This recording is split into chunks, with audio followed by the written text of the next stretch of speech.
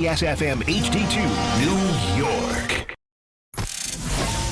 Bart Scott. What the hell? Chris Carlin. Take a hike. We're good. This is Bart and Carlin Buckle your chin strap. We about to bang. on ESPN New York and streaming live on YouTube. Whether or not people want to admit there's a problem, there's a problem. It's Bart and Carlin on ESPN New York and on the ESPN New York YouTube page. I love that cliffhanger right there. That can be about in New York right now. Yeah. That could be so many different directions. Exactly. Exactly. You either want to admit there's a problem or you're ignoring it completely, and you're just going away from it. It is Bart and Carlin. It is ESPN New York. We are on the ESPN New York YouTube page where you should go. You should subscribe. You should like. You should do all that crap because it's important. Because we want you to be a part of the show, and we want you to be able to visually take this in as well as through an audio vessel. I think that's important, that you see exactly what I look like this morning. It's inspiring. I see a lot of anxiety and frustration. I wouldn't say anxiety. I meditated this morning. You know, we've got like a... You got the Calm app? I got the Calm app, and we have a wellness room. I don't know if you know this. No. Yeah, we have a wellness room over here. It's a closet. Okay. That's all. It's a closet with a chair. Somehow there's a mini fridge in there. I mean, maybe they were thinking of me, but they have there's a chair, a mini one of those little desks that's like, it just kind of slides in front of you. It's almost like a school desk. Yeah, I just got to make sure that I pay attention who's going in there. Yeah. I got to make sure I keep an eye on them. Well, all right, so I'm going in there every day now when I get here. And I'm doing the Calm app for 10, 12 minutes, trying to get my head right. Are you listening to LeBron? No, I'm not listening to LeBron. All that would LeBron telling me to calm down. He does, but I don't need LeBron voicing it and being the guy to tell me to calm down. When you look at the statistics, I'm greater than Michael Jordan. Follow the breath.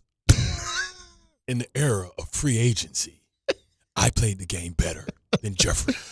J.J. Redick is a genius coach. Listen, I know he worked here and all that stuff, but, like, one thing I didn't really like ever growing up was a know-it-all. Oh, he's a complete know-it-all. And he is the biggest know-it-all of all times. And the fact that all of a sudden 2 years in with LeBron, arguably two of the greatest players of all times, he can't find a way to win, and he's out of answers of how to motivate his team and do all this stuff, just makes me take some of that humble pie with you, bro. Listen, I can't even with him. I can't even with him. Bro, like how he used to talk, like he was like Max Kellerman on steroids. By the way, and I know that I'm all over the place here, and I'm going to get to it in a second. Max Kellerman calling himself Muhammad Kellerman a couple of weeks ago. Why would Stephen A. want to go 15 rounds with me? Max, get a freaking clue about what you are, bud. Well, I mean, a nice guy, but let's be honest. I mean, you have cashed in by just hooking some people in. You cashed in on a lot of money for a long time, and you are not Muhammad Kellerman. Why are the ratings better without you? God, get a clue. Well, he says it's backed up by the fact that Marcellus Wiley backed him up. Marcellus Wiley, graduate of Columbia, was talking about the intelligence of Max Kellerman and how that Max is a smart guy. How it made Stephen A. uncomfortable, like he was a mathematician. No, Max is a smart guy. I'm not saying he's not, but let's not turn yourself into the God's gift to debating when the numbers have been better without you. That's what they are. Boombayeh. There was one place Max got ratings ever. That was L.A. That was with Marcellus. And that was it. Boombayeh. He talked about getting ratings in New York, please. Boombayeh. Anyway. Muhammad Kellerman. Anyway, that aside, I don't even know what got me there, but here we are. I do want to get into the Giants, but I especially kind of want to lean into the Jets to begin today because I've had more and more thoughts over the last day or two when it comes to what the perception of the Jets is. And there's a lot more discussion. So Stephen A. made a comment on his show yesterday. I'm not sure whether it was on First Take or whether it was on his podcast, but basically it was, you could not get me to play for the Jets. And we heard the comments from Louis Redick yesterday with Rick and Dave. We've heard other comments about that. And the perception problem that teams can have when they are in the league. You know, everybody needs a perception changer. Yeah. And the Jets have actually had it happen before. We've talked about Parcells and all that stuff and how it can happen. That Tannenbaum. I mean, Mike did a good job. Mike was hired by Parcells, right? Yeah. You know, and Rex. That's what I'm saying. Yeah. But he was first because he had Eric Mangini, fired him. Rex, for 3-4 years, everybody wanted to come to the Jets after Hard Knocks. And Rex was also, but Rex also then became kind of a parody of himself in some ways. Correct. When you have all the other stupid things that come into it. With Parcells, it was always they were just taking it seriously. They were taken seriously for the 3 years that he was the coach. Yeah. For sure. And the Jets, if they are worried about this kind of concern, when you see Louis Redick say what he says about Dante Moore, when you talk about what the perception is about the Jets around the league, we can try to portray the Jets as something that they are not, a successful organization over the last 10 to 15 years when you haven't been to the playoffs. We can talk about all the things that you have now that are good, but perception never changes until you a couple years of being successful. Like it doesn't, and also until you have, or until you bring somebody in with the resume that, oh, I have to take him seriously. Yeah, it doesn't change overnight. Like it's like anything else. Like you see it before other people see it. So if you want to be taken seriously, you're going to have to do some things back to back. Because even if you do it one time, they're like, even a blind squirrel finds a nut. It has to be consistency. It has to be proven over time. And this perception that the Jets is a bad place to play has been built up over time. When they erased it, it's because we won over time. But we had to win big. It had to be AFC championships. It had to be leading the league with Brett Favre. Then it was AFC championship. Oh, we got to take them seriously. Because it's never been about the personnel and the players, because the Jets have always said every team has good players. And to your point, because you said this, and I've heard other players say it since, when you got here, you said, I don't know about the same old Jets. That wasn't me. I wasn't here. That's how players are going to feel. That's how coaches are going to feel when they haven't been here and they haven't seen it to understand. But let me say this as well. When I came here, the Jets had won 9 games. There's no way in hell that Rex could have convinced me to come here if they had won 3. So let me say that. Okay. Like, I ain't going nowhere that won 3 games. I mean, if we remember, it was somewhat of a surprise that they fired Mangini. Right, because before Brett Favre tore his bicep or his pec, they were the hottest. They were 7-2. They were the hottest team in football. Right.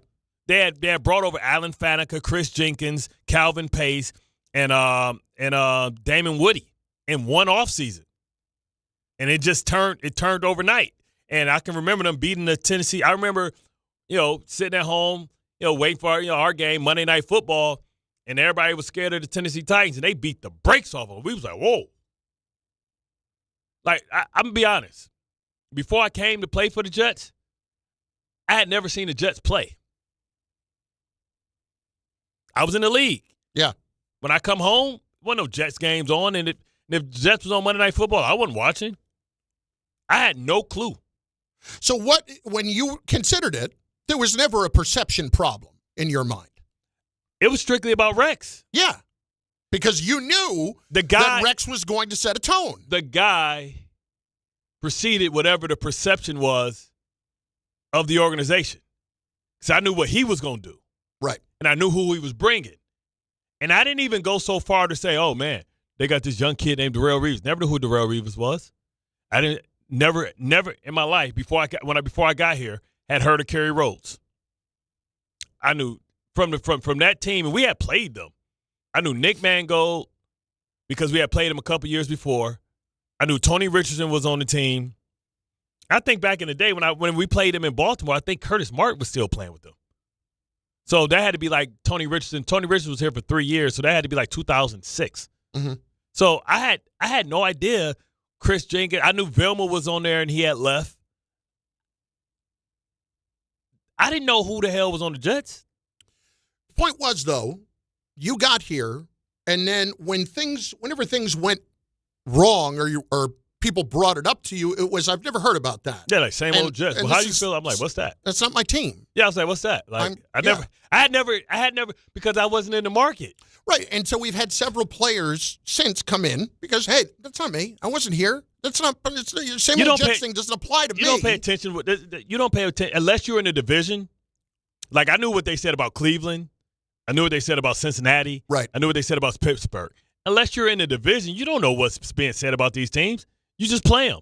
Well, but I would disagree now because there does seem to be a league-wide perception of what the Jets are. I don't know why the Jets are like the punching bag of not just the division, of the entire NFL. Well, let's be true. Maybe it's because we have high-profile fans that wear their fandom and people don't like that, whether it used to be the guy from The Sopranos, whether it's Method Man or JB Smoove, or maybe it's that because we have celebrity fans that they kind of know that they're Jet fans, and people like making fun of them. Like people love to make fun of the Knicks when they were bad because they love to mess with Spike or Tracy Morgan. I don't get it. I don't get why Peyton Manning, why the Jets make, even on like the shows, maybe because the shows Get Up, First Take, all these other shows are based in New York. The Jets can be a punching bag, and it kind of sets the tone. You know when somebody getting picked on in a classroom and other people pick up on it, so they just kind of join in because they want to be cool? I feel like that's the Jets. The Giants have been equally as bad. For the last 12 years, but they won 2 Super Bowls in between. That's the problem. And they get none of that. Like they don't, but the Jets have had this. Let's be honest, real quick. Even the Raiders. All right, there's a couple of teams real quick that I just want to throw at you. You tell me if they have a perception problem around the league. The Raiders would be the first one I'd throw to you. Raiders have a perception problem around the league? I think so, but nobody's saying, hey, go back to school, man. I wouldn't want to play for the Raiders. Tennessee Titans have a perception problem around the league? I don't think so. I think people respect the Titans. Cleveland? I think people think Cleveland is like the old Raiders. Like they'll do something stupid. And I think they base that on the Deshaun Watson stuff. But, they've been to the playoffs. Washington had a perception problem, and then they got rid of their owner because he was a jackass and was forced to sell the team. Detroit had a perception problem for a long time. I mean, you just said yesterday, they said to you, write your check, and you're like, I'm good. You know, and that's your hometown team. Now, part of it is you didn't want to be around those people as you were talking about. But they lost 16. They lost 16 games.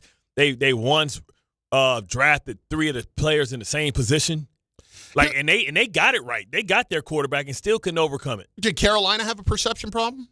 Jacksonville had a perception problem a couple years ago when the NFL football union, told players do not sign with the Jacksonville Jaguars. This is the players union that represent all the players in the league, and it's already 100 people or 60 people on the team. They saying, don't go there. Nobody. Like, what that mean to the people that's already there? What about the Cardinals? Cardinals have a perception problem? Yeah. We used to think they had super cheap ownership. Mm-hmm. But when they got the new stadium, that kind of changed. The Bidwell family? Yeah. They left, so they sold the team, right? No, they're still there. Oh, well. Well, anyway, here's the point. There's 4 or 5 teams that have real perception problems. Correct. But they're fixable. Yeah. They're fixable. And that's what bothers me in it. So Jacksonville, let's just call it what it is. They happened to make the right hire. And when that guy told them, I'm not going to come unless you get rid of X, somebody who's been a part of the problem for a while, they decided to go ahead and do the things that are necessary to change what that perception is. Did they know it was going to happen like this quickly? No, you couldn't. But there are situations like that where you're fortunate, and there are situations where people become available who will immediately change the perception of what you're doing. And that's why we can talk about Aaron Glenn being a serious guy, but the problem is the only evidence we have so far is 3-14. Yeah. That's it. So, and in an era, in a time where they did nothing well, it's nothing that you saw the last 5 games that gives you hope that it's turning around. That's the problem. Right. You lose those by an average of 23 points. Because they like to bring up the Lions a lot. And by the end of Dan Campbell's year, you start seeing. I'm glad you brought this up. Yeah. You start saying, oh, wow, look. It's a lot different. They're fighting for him. Look, they upset somebody. Yep. When you get outscored by the month of December by that many points, that's what happens. So let's talk about Dan Campbell's first year, okay, as the head coach at Detroit. They went 3-13-1. Bart, in the first half of the year, they started 0-8. Yeah. So down the stretch of the season, they went 3-4-1 in that season, and they were upsetting people, and they weren't. They're playing hard. They weren't easy out. And they weren't getting their doors blown off either. Like, it was changing in that moment. So you can bring up that team, and you can say, well, maybe we can be like them. Okay, that's great. You saw early where some of that change started to happen. And that's why I would point to this. This doesn't have to do with whether or not Aaron Glenn's going to be a good coach. This has to do with, if you are so worried about what the perception is around the team and the idea that a rookie quarterback may not want to come play for you when you have the second overall pick, if you're all worried about these things and you feel like it needs to be changed, then you have to get drastic. And this is not about Aaron Glenn. This is about other people that are available, that you are just flat out better and established, and you know what they are, and you know the second they walk in the door, things are going to change. And that's Harbaugh. And frankly, that's Mike McCarthy. Whether or not you want to admit it, if you look at Mike McCarthy and just say, well, that guy's not inspiring, all you're looking at the fact is that he's overweight, he looks like me. I get it. I'm not inspiring. But I also, if I get the job done, I get the job done. That's all there is to it. Mike McCarthy has won games. If you bring somebody in who has had success and changes that perception, your problem starts to go away. So back in the day, we used to have coaches that we just thought was stabilizers. Like, they may not get you over the hump, but they'll make you respectable. And it used to be John Fox, Denny Green, and what's the guy that was here? He passed away for the Giants when they had Jim Fossil? Yeah, Jim Fossil. Mm-hmm. Those were the guys that even 500 Fisher was used to be believed that if you get Jeff Fisher, he'll make you average. Jet fans will settle for average right now. Guy I was talking to last week about Jeff Fisher. Guy was doing games with Rocky Boyman, played linebacker for the Titans. 500 Fisher. Loved him. That was his nickname. That's what players and coaches called him. But they loved Fisher because they knew they weren't going to be awful, and they knew they'd have a chance. That's why. And listen, Jeff Fisher does not. I'm not saying that you would, fire everybody right now to go hire Jeff Fisher. Yeah. This is about these other guys who have established winning records. Hall of Fame. Listen, I still believe that Mike Tomlin could add himself to the list if they get the doors blown off of them by the tech. I don't think there's any question if they get the doors blown off in front of the fans going to be like, man, because Aaron Rodgers is gone, or we don't want Aaron Rodgers back because we're still going to get the doors blown off of us. Look how old we are. We need to start over fresh. Well, that's what it's going to be. Right. If they decide to Cam do that. Hayward, T.J. Watt's old as hell. Jalen Ramsey's old as hell. Like, the team is old. They went all in this year. Right. And if they don't, if they get the doors blown off, get close, then it's blow the whole thing up and let's start over. Right. And they'd be right to do that. I 100% agree that could happen with Mike Tomlin. Absolutely agree. And it's franchise malpractice to not look at those things legitimately. So this is not about Aaron Glenn. He may turn into be a good coach. You can point to Detroit. You can point to Parcells' first year when he went 3-12-1. Bill Belichick turned out to be a good coach in Cleveland. Bill Belichick was on his way to getting fired here. Yeah, Bill Belichick going into his third year in New England was on his way to get fired. Was a little bit of a hot seat situation. They were nervous up there. Yeah, way to go, Mo Lewis. Way to deliver that hit on the sideline to take out Bledsoe. I heard a rough a line that I had not heard. Drew bled, so Tom didn't have to. That's man, the kid had a congestive heart chest failure, man. He took a shot to the chest. Point being, this is fixable. It's just how far are you willing to go to fix it? You shouldn't just be worried about the perception. If you're Woody Johnson right now, it's not looking at everybody around you and saying, how do you fix this? It's looking at yourself and saying, do I have an opportunity here to completely change the narrative if that's what I'm worried about? Because if the narrative is talked about too much, it becomes the reality. And if the reality around the league is that people don't want to play for the Jets, you have to do drastic things to fix that. Haven't we seen this, though? Didn't we watch Kirk Cousins play the Jets? Didn't we watch Anthony Barr agree to sign with the Jets and then go back for less money? Yeah. This isn't something that just happened. This has been happening. And didn't Kirk Cousins do it twice? Yeah. And guess who they talking about maybe signing as free agent? Yeah. Now, and he's going to do it at the end of his career when it, right. When he doesn't really have other options. Yeah, maybe. It's like LeBron finally coming to play for the Knicks. Like, really? Exactly. Really? No, thank you. You blew him off twice. Yeah. You're not going to do it again. Yeah, no, thank you. Yeah. So I guess I get frustrated with the Jets getting too concerned with outside perception, but other people. But it's not even the people working for the Jets; it's the owner. I mean, you just got to eat it. The owner. The owner ain't came out and said nothing. You just got to eat it. Yeah. Listen, the fact that the Jets are even on a part of the national conversation, they should feel fortunate. So Stephen A. made the comment about not wanting to play for the Jets, and I guess Garrett Wilson fired back about it. And in essence, had said to Stephen A., it's not true, blah, blah, blah, blah, blah. Well, first of all, the number one thing you did was feed into Stephen A. Yeah, way to give him a whole segment. Yeah, the guy with the microphone wins, in case you guys hadn't figured it out by now.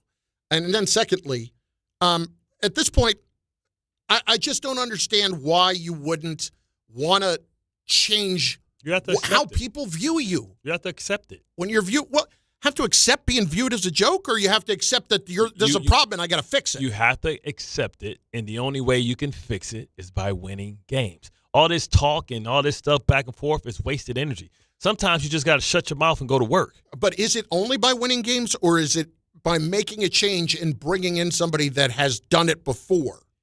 But the thing is, the person that has done it before, why the hell do you want to be here?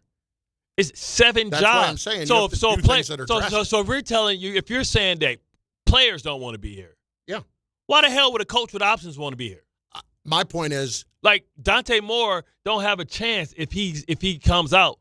Who picks him? Well, the problem for Dante, the leading candidates can pick wherever they want to go. That's true, but he does at least have more of an option now than he did before. All right, well, if I go back for another year and I play and we'll still be waiting. Right, but I got Unless a chance. Unless you're going to go for a medical year. I got a chance that somebody else will suck next year, and they'll get the pick. And maybe I can go make $10 million in the meantime. And we'll offer 3 first-round draft picks for that pick. And we'll be moving maybe 5 spots, 10 spots. 3 first-round picks never been given up before. It worked for Peyton. I know. I'm not saying it's a perfect scenario. What I am saying is that's a nightmare situation there. See, but that's what happens when you're tanking at the end on purpose. Because the lasting image. Do you think you think they were tanking? I don't know that the Jets were tanking. Yeah, they were tanking. Because they could have put Tyrod Taylor in and won 2 of them games. Yeah.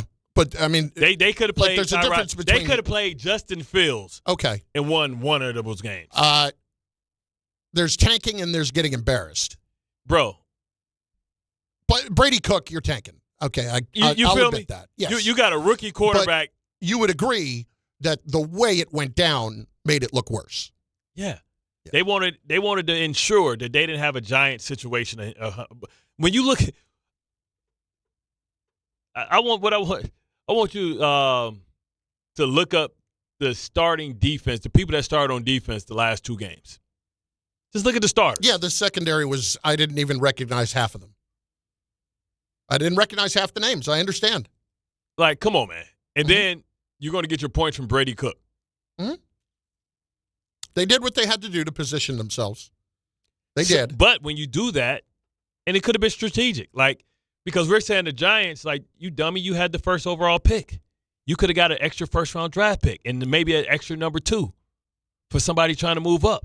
And you blew it, but they thought, or maybe they weren't even trying to do it.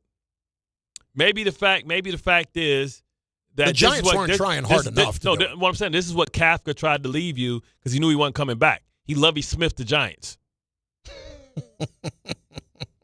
You know what I mean? Same thing. Lovie knew he wasn't coming back, so he did it to Houston. Like, yeah, you got this first round, this number 1 overall pick. Yeah, not today, buddy. How long do you think Kafka's interview went yesterday? It was like, come on, bro. We'll call you. We're good. You want a sandwich? We'll order a sandwich for you. We're good. Listen, pat him on the back. Appreciate all the hard work. We'll give you a letter of recommendation. Here's a 2-for-1 at Arby's. We'll let you know. Yeah. We'll give you a letter of recommendation. Bart Carlin on ESPN New York and on the ESPN New York app. So this is the issue. Just when it comes to the Jets, and you hear all of this perception, and it starts to become reality, doesn't something drastic have to be done at that point? 800-919-3776. The lines are open now at 800-919-3776. Also, your comments on YouTube will be taken. They will be processed. They will be filtered. And then they might make the air. That, I would at least assure you, they will be seen. So put them in there, and we will go through and pick out the ones that are worthy to put on the air.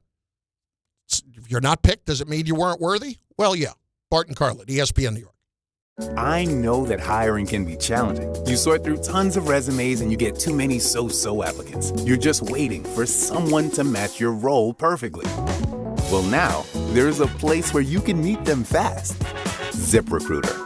Need to hire right away. Start your search for strong candidates. The right fit awaits. Build your team. Build it sooner. Meet your match on ZipRecruiter. Just head to ZipRecruiter.com/ESPN right now to try it for free, and you're on your way to meeting your match. 4 out of 5 employers who post on ZipRecruiter get a quality candidate within the first day. So try it now. Go to ZipRecruiter.com/ESPN. Once again, that's ZipRecruiter.com/ESPN. Meet your match on ZipRecruiter. Try it free. In New Jersey, big backups. New Jersey Turnpike, southbound Western Spur, tractor trailer fire. 2 right lanes are closed south of exit 15W at Kearney down to 15E. Traffic is jammed south of the Meadowlands. That's going to cost you well over an hour to get through that jam up. Again, only 1 lane is open currently on the Turnpike southbound by 15W. Eastern Spur is much better. George Washington Bridge, Lincoln and Holland tunnels much improved. Only a 20-minute delay at the Holland tunnel all around. Lincoln and GW Bridge are okay. In the Bronx and Westchester at the line, the Hutch northbound side by Pelham Manor. It's a broken down bus by exit 5B in the right lane. I'm Bob Williams on 880 ESPN New York. New York Presbyterian treats more heart patients than any other hospital in New York. From common to complex conditions, our cardiologists and heart surgeons are pioneers in advanced heart care, leading the way in minimally invasive treatments for faster recovery times. Find a doctor at nyp.org/heart. Stay amazing. New York Presbyterian. New York Presbyterian Hospital based on U.S. News and World Report 2025 to 2026 Cardiology, Heart, and Vascular Surgery Rankings. Hey, New York and New Jersey, Boost Mobile has an unlimited talk, text, and data plan that's only $25 a month forever, meaning you'll only ever pay $25 a month for the rest of your life. Who wouldn't want unlimited wireless when it only costs $25 a month forever? If you don't, you must be one of those people who enjoy overpaying for their phone plan. $25 a month forever is truly as good as it gets, so go online and switch now at boostmobile.com. After 30 gigabytes, customers may experience slower speeds. Customers will pay $25 a month as long as they remain active on the Boost Mobile Unlimited plan. That 365 is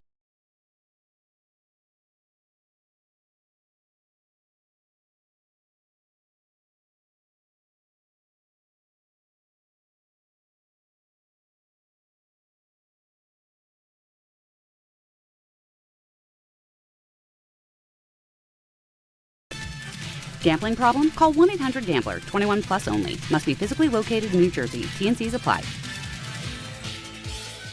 Hey, fans! Welcome back to Fansville's Cheers and Tears. Oh. Okay, so like everybody deals with losing, right? To a rival on a last-second field goal. Whatever, it's fine. I'm totally fine.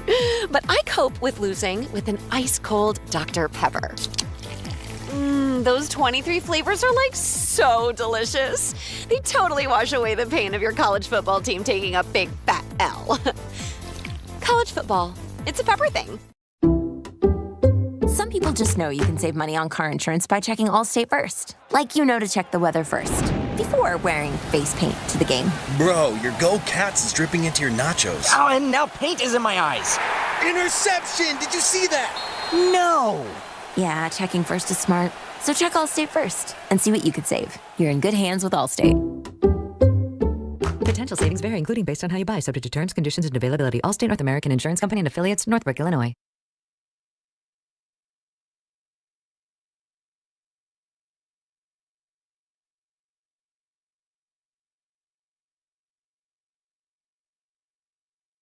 Can't wait, can't wait, can't wait. Dolphins just fired Mike McDaniel. That, according to Adam Schefter. Stephen Ross met with McDaniel this week to discuss the season. After that meeting and reflection, Ross decided to move on, says it's independent of the John Harbaugh thing, that it possibly could be just separate from that, had nothing to do with who became available. Okay. Let's dive deep into this. All right, well, we've got Jason McCourty with us, so we can talk to him about it as well. Jace. Jace, you there? Chocolate drop. Chocolate drop. Going once. What's up? Chocolate drop. What's up, baby? What's happening, man? Man, these streets are talking, man. It's shaking up, man. So listen, I want to explain the 6 degrees of separation, right? Because all things are connected in this league, and I wonder just how much these back channel conversations have been being had. Now, Harbaugh is not going to talk until next week to people about jobs. Mm-hmm. Stephen Ross owns the Miami Dolphins, right? Mm-hmm. Stephen Ross is a booster of what university? Michigan. University of Michigan is connected with what family? Harbaugh. Listen.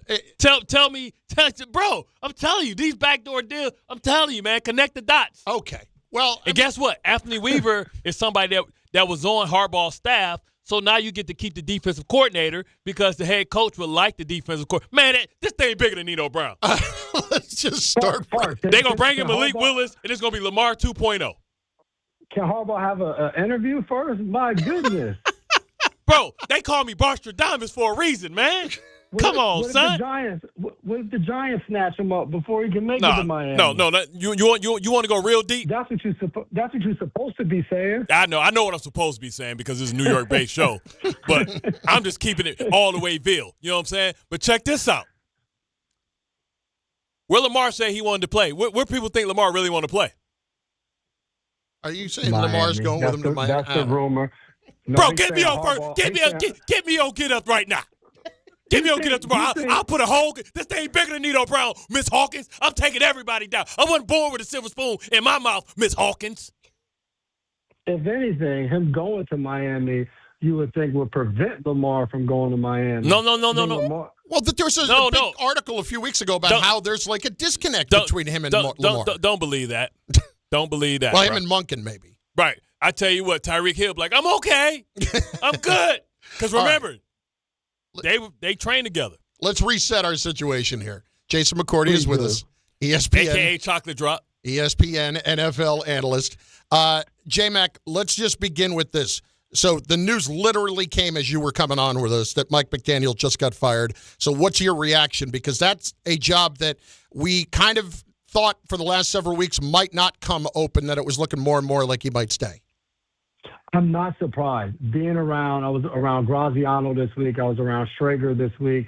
And both of those guys were saying, be careful because there might be some openings that happen after other guys were let go. So as soon as John Harbaugh was fired, you start to connect the dots and you start thinking for some of these organizations that held on to their head coaches but didn't announce for sure that they were coming back, hadn't said anything. Miami was that team. It was like, well, maybe they'll hold on to Mike McDaniel unless they see somebody that they think is an upgrade at the position available that they can bring in. So I think to what Bart is saying, a guy like Harbaugh gets fired. Well, now you're like, well, if we can land him, we feel as though he's a true upgrade to what our situation is here. And I think when you talk about those 6 degrees of separation, it goes even a little bit further as they're interviewing GMs. There's also Chad Alexander, My who point. they've interviewed, who they're going to want to bring in for an in-person interview, who was just with the Chargers with Jim Harbaugh, but Jim got him from the Baltimore Ravens where he was with John Harbaugh as well. Now,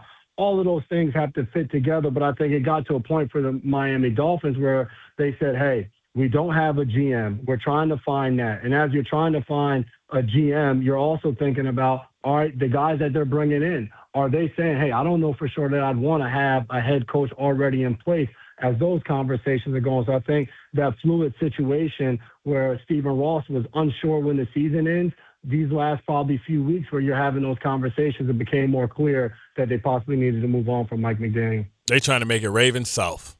But I tell you what, you want some news? You want to know what you need? What you want to make it New York centric? Man, I would make Mike McDaniel assistant head coach with the Jets right now and my offensive coordinator. Right now. I'll make him the highest paid. I'll pay him what he was getting paid in Miami. You talk about Woody and spending money and still want to have support for Aaron Glenn?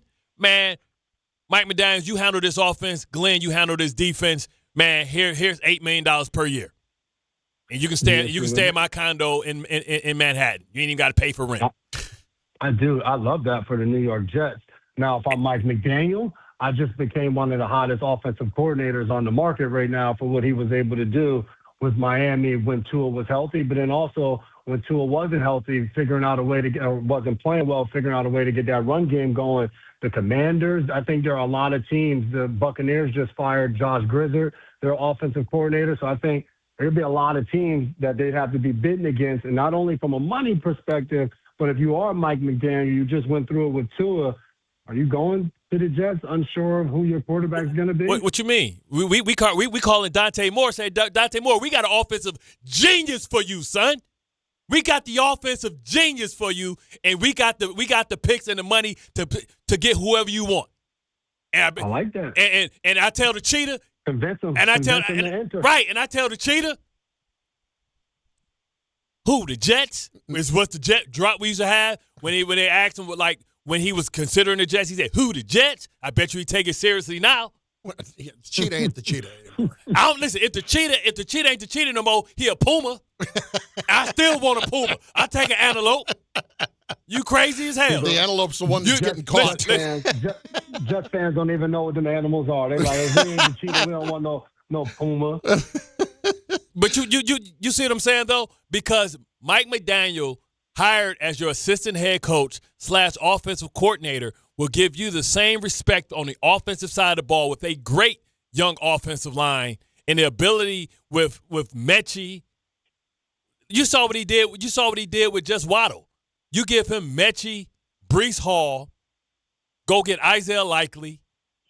You bring the cheetah in, or you draft the first round draft pick, or you go get Manoa with your second draft pick. What are we talking about, man? Offensively, the Jets they gotta go get some receivers. You feel me? But that's what I'm saying though. You got 2 first round draft picks, and you got the 33rd pick, which is basically a third first round draft pick. If you pair it with one of your number 2 with another number 4, you can move back into the 20s. Yeah, there we go. A lot. Yeah, no doubt about it. But that's how you get national respect back. The problem is we don't think the Jets will get respect because Anstrand, as good as he was, or we don't know how good he is. If you get Mike McDaniel as your assistant head coach / offensive coordinator, instant respect, every quarterback want to come here and be mentored by him. Bam, whoop, there it is. Okay, this is where we started the show today, Jay. Jason McCourty with us as he joins us each and every Thursday at this time.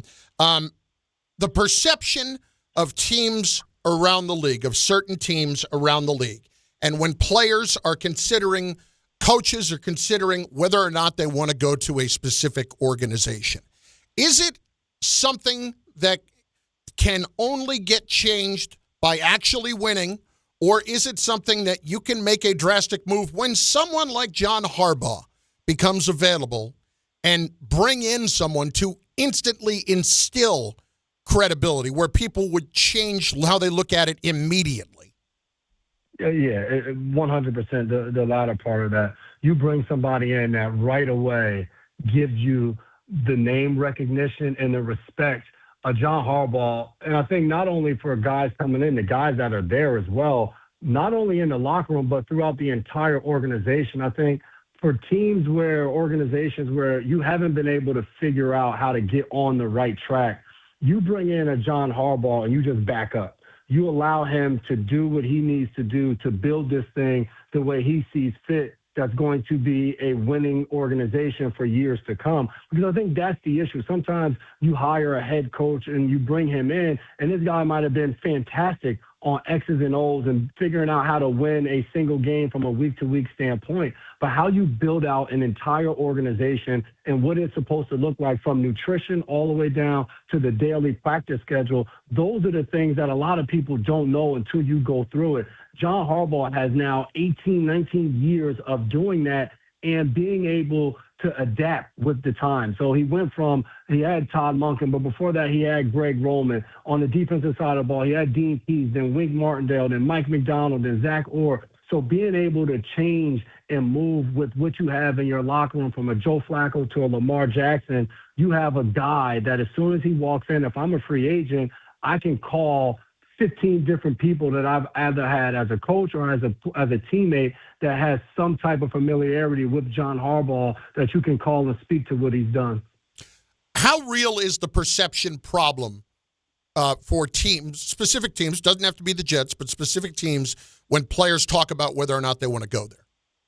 Oh, that's real. I'll give you an example. I remember I got cut from the Tennessee Titans in 2017, and it was 10 days before the draft. So then you're waiting around till after the draft, and then OTA start, and the Cleveland Browns had one of their drafted corners get hurt. And the Cleveland Browns called me, and they tell me to come in for a visit. So I'm in Cleveland. They make me an offer, a 2-year deal. I call my twin brother who's playing for the New England Patriots at the time, and I'm like, yo, Cleveland made me an offer. The only thing he said to me, if I was you, I wouldn't go to Cleveland. He ain't never been a part of the Cleveland Browns organization, knows nothing about the inner workings, but solely based off of perception, that was his only advice to me. I had no other offers, and his thing was don't go. And we ended up going 0-16 that year. And that's not me trying to continue to knock Cleveland, but it's just the reality of when you're a part of an organization and you're not winning, and from the outside looking in, you continue to what appears to be make the wrong decisions time after time, then yes, players talk about that.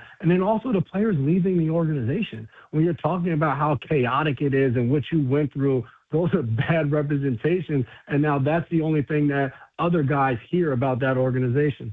Yeah, like what is Sauce telling people in Indianapolis? Like Alec Pierce, that's a guy that the Jets should target to maybe try and bring in. What is Quinnen saying to Pickens? You know what I'm saying? Great point. Great point. Those are going to be the first people they call when they become free agents. If their agent calls them and saying, hey, the Jets made an offer for blah. Now, don't get me wrong. Money talks. So there's a certain amount of money you can convince a guy to come sign up for the chaos. But when it comes down to you're trying to decide between two teams that you think will be good fits, sometimes those things, it makes a huge difference. It's why the NFLPA started doing the whole free agent surveys and all of those things of what's inside the building and all of that, because now guys can do it anonymously and be able to find out what a place is like. Because, Bart, you know, when you're a high target free agent, it opens up and you have 3 offers for a ton of money before you even get to have a conversation with a coach in the building or go visit the city that you're going to be living in potentially for the next 5 or 6 years. Man, I know one thing. In the NFL, there's no such thing as coincidence.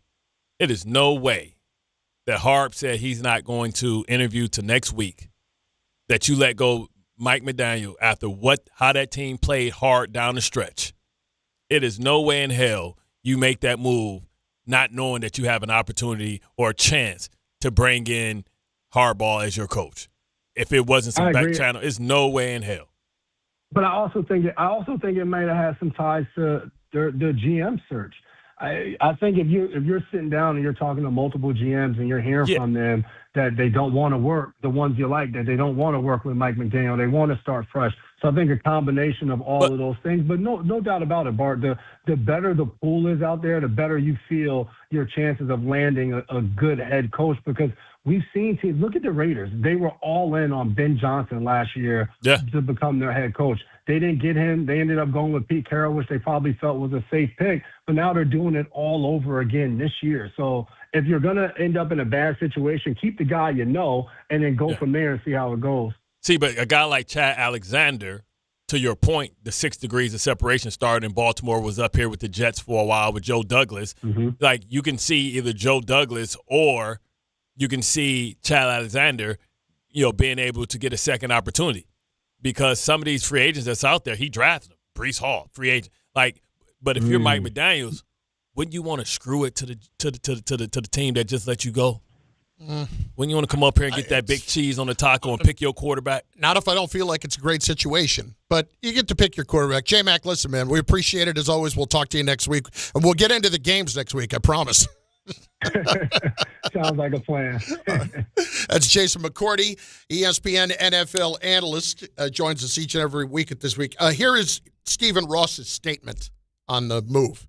After careful evaluation and extensive discussions with John Harbaugh since the season ended,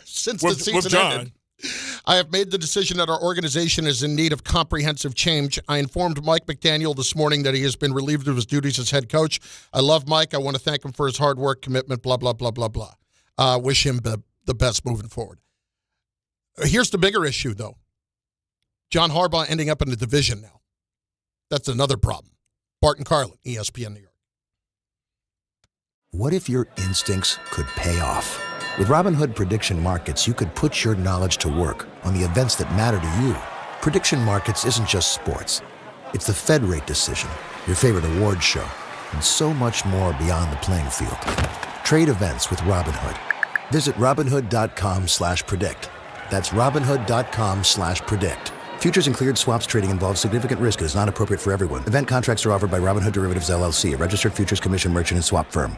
Hey, football fans, picture this. You bet on your favorite player to score the first touchdown in the game, but his teammate scores instead. If this happens, BetMGM wants to give you another chance at the end zone. With BetMGM's Second Chance promotion, you'll get your stake back if your first touchdown scorer scores second instead. Really? That's right. Bet on any pro football player to score the first touchdown of the game. If you're right, you win. If your player scores second, you get your stake back in cash. With BetMGM's Second Chance offer, you have a chance to keep the fun going after the first player crosses the goal line. BetMGM and GameSense remind you to play responsibly. See BetMGM.com for terms. 21 years of age or older to wager and physically present in New York and New Jersey only. Existing customer offer. Subject to eligibility requirements. Rewards paid back in unrestricted withdrawable funds. Gambling problem? In New York, call 877-8-HOPE-NY or text HOPE-NY 467-369. In New Jersey, call 1-800-GAMBLER. If you've been injured on a construction site, then you need a lawyer who knows New York's unique labor laws. At the Parisman Firm, they have decades of experience handling construction accident cases and a proven track record of delivering huge results. Their team has already recovered nearly $1 billion for hardworking New Yorkers. From scaffold accidents to slip and falls and equipment failures, they've got your back. Call the Parisman Firm now at 718-WORKERS. That's right, 718-WORKERS, because your case is their cause. Get the justice you deserve today. Rich Eisen here. Hiring for your small business can feel like a full-time job, but LinkedIn Jobs AI Assistant takes the heavy lifting out of it. It filters applicants based on the criteria you set and suggests 25 great fit candidates daily so you can invite them to apply and keep things moving. Hire right the first time. Post your job for free at linkedin.com/Eisen, then promote it to use LinkedIn Jobs' new AI Assistant, making it easier and faster to find top candidates. That's linkedin.com/Eisen to post your job for free. Terms and conditions apply. Then promote it to use LinkedIn Jobs' new AI Assistant, making it easier and faster to find top candidates. That's linkedin.com/Eisen to post your job for free. Terms and conditions apply. Hey, fans! Welcome back to Fansville's Cheers and Tears. Oh. Okay, so like everybody deals with losing, right? To a rival on a last-second field goal. Whatever, it's fine. I'm totally fine. But I cope with losing with an ice-cold Dr. Pepper. Those 23 flavors are like so delicious. They totally wash away the pain of your college football team taking a big fat L. College football, it's a pepper thing. You live for this. The wins, the losses, the slam dunks, and the buzzer beaters. The dream that this is your team's year. Hope, it's what keeps you coming back. So you represent, with anticipation and with pride. Because when everything's on the line, your support means everything. That's why the NBA Store is here to support you. Check out the largest selection of official NBA gear at NBAstore.com. A Fanatics experience.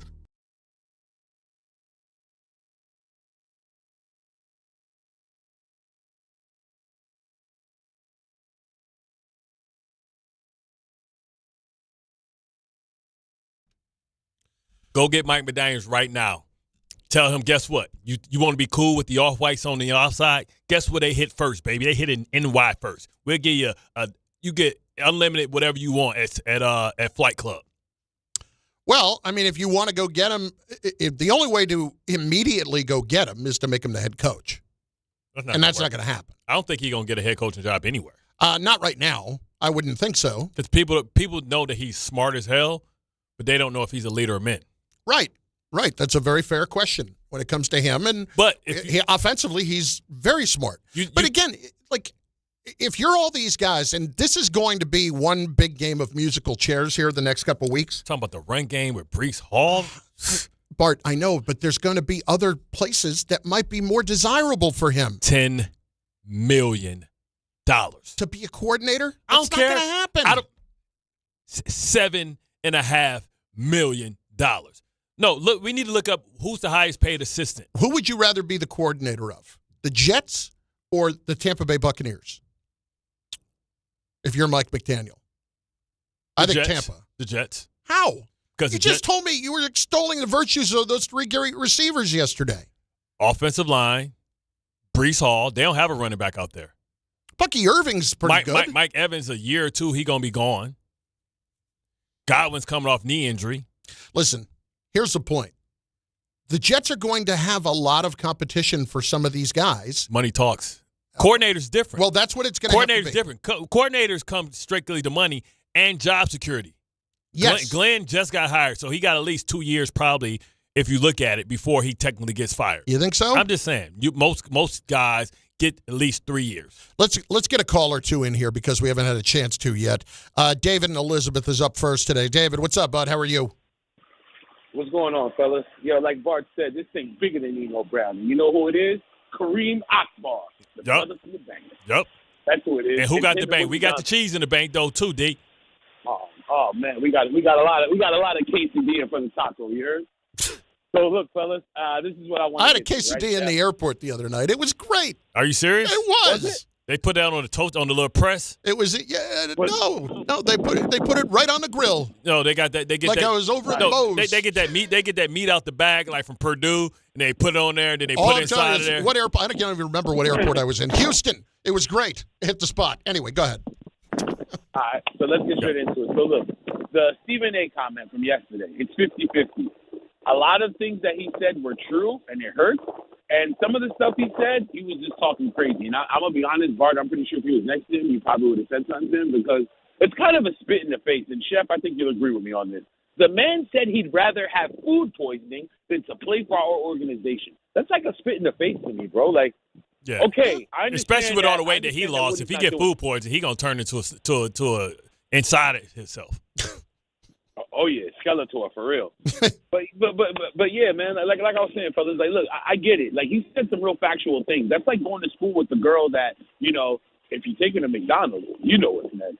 You feel me? And it hurts that it's a true statement. But at the same time, like I'm really offended about what he said because like if he starts the narrative, people run with it. Like, oh, yo, I don't want to go play over there. Oh, yo, it's toxic over there. Yeah, potentially can hurt us. Potentially can hurt us in real time, real life. Because it starts the conversation. Exactly. And it's just real hurtful. Like, yo, shout out to G5 for sticking up with us.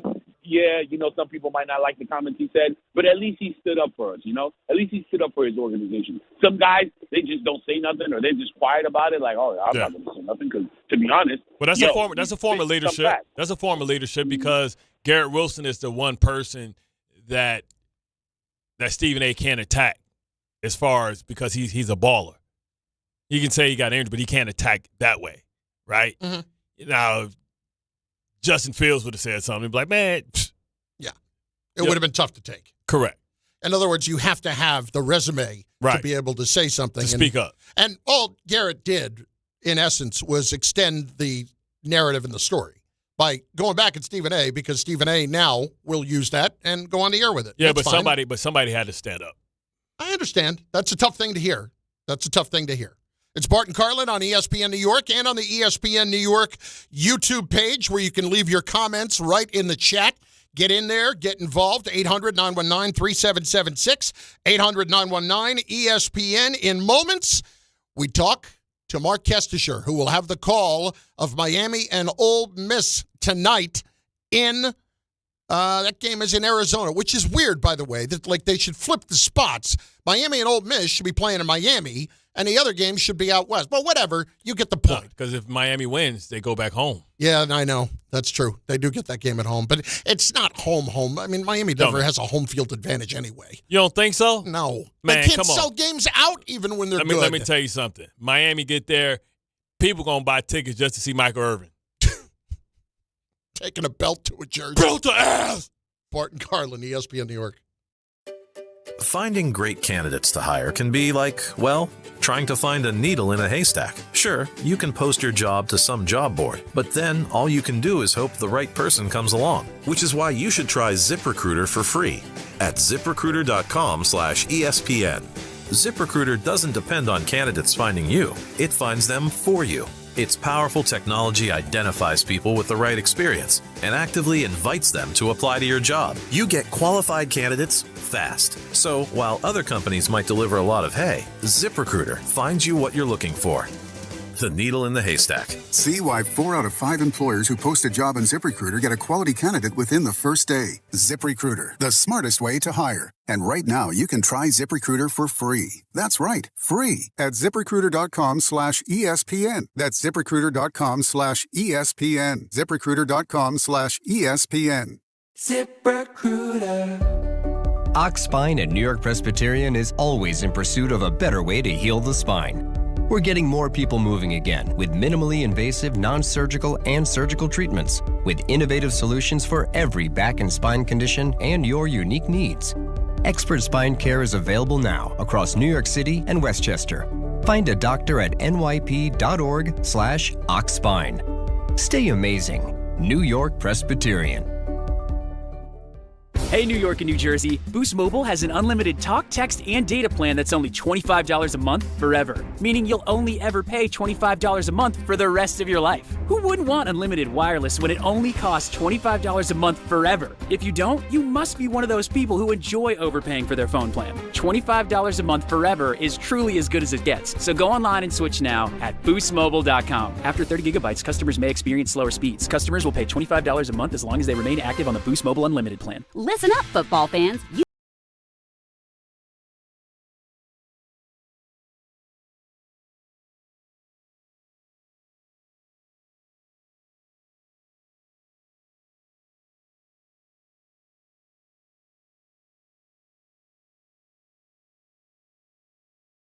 Ordinary at Bet365. Gambling problem? Call 1-800-GAMBLER. 21 plus only. Must be physically located in New Jersey. T&Cs apply. In-app only. With Progressive Customer Service, there are lots of ways to connect with us, so you never have to miss a second of your favorite sport. Because you'd much rather watch a ball go through a net 124 times in 48 minutes when you don't really have to pay attention until the last 2, and then somehow those 2 minutes will take an hour. You don't want to miss all that. Luckily, you can chat with Progressive on our app, online, or over the phone without missing a single one of those times the ball goes through the metal circle. Progressive Casualty Insurance Company, affiliates, and other insurers. Not available in all states or situations. This new year, get started on your next success with University of Maryland Global Campus. Apply by February 11th and get your application fee waived. An accredited state university, UMGC offers online and hybrid classes, along with more than 135 degrees and certificates in fields like business, cybersecurity, healthcare, and more. Gain the skills you need to achieve your career goals. Get your application fee waived through February 11th.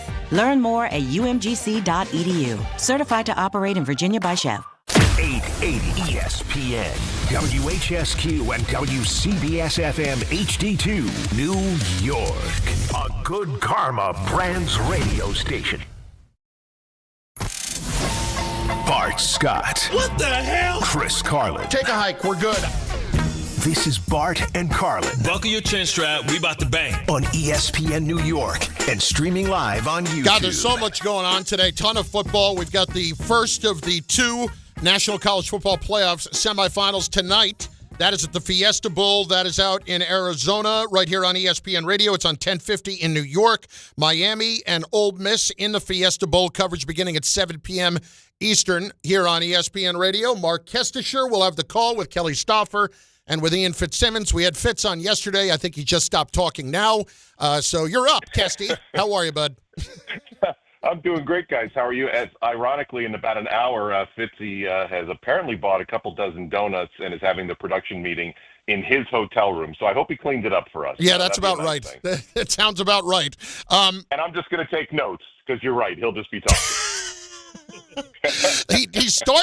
He hit us yesterday with the fact that Lane Kiffin has been calling Charlie Weiss Jr. during meeting times for Ole Miss, trying to get him out of these meetings just to tick him off. Yeah, I read that. Fitz is really good every week. I mean, this is a 5-month journey for this crew, and nobody is more prepared and dialed in. You know Ian Fitzsimmons, Yep. and he furnishes us like every Thursday or Friday as we travel in with detailed notes from all the guys he knows across college and pro football. So I read that little note, and yeah, it seems to be on brand. And, you know, God bless Charlie Weiss Jr. because he, you know, he's trying to do two jobs. And he really wants to finish his old job first before he moves on to his next one. And those guys have been impressive. That was a great second half against Georgia. And I'm really looking forward to this game. This was not the Fiesta Bowl we all anticipated, right? Everybody thought Georgia, Ohio State, but both Miami and Ole Miss deserve to be here the way they played. Let me tell you what, Al Davis got it right a long, long time ago. Lane Kiffin's an ass. And like the fact that he's trying to hurt the kids that he set in their living rooms that bled for him, that put it all on the line for him to try and get the coaching staff to come over because he's pouting because he couldn't coach them, because he couldn't, you know, have his cake and eat it too, that he doesn't want, you know, Ole Miss to have any good things. It's to me beyond, like, I don't know if you were going to LSU, if you would want to even go play for a guy like that you know to sell you out for anything if it benefits him.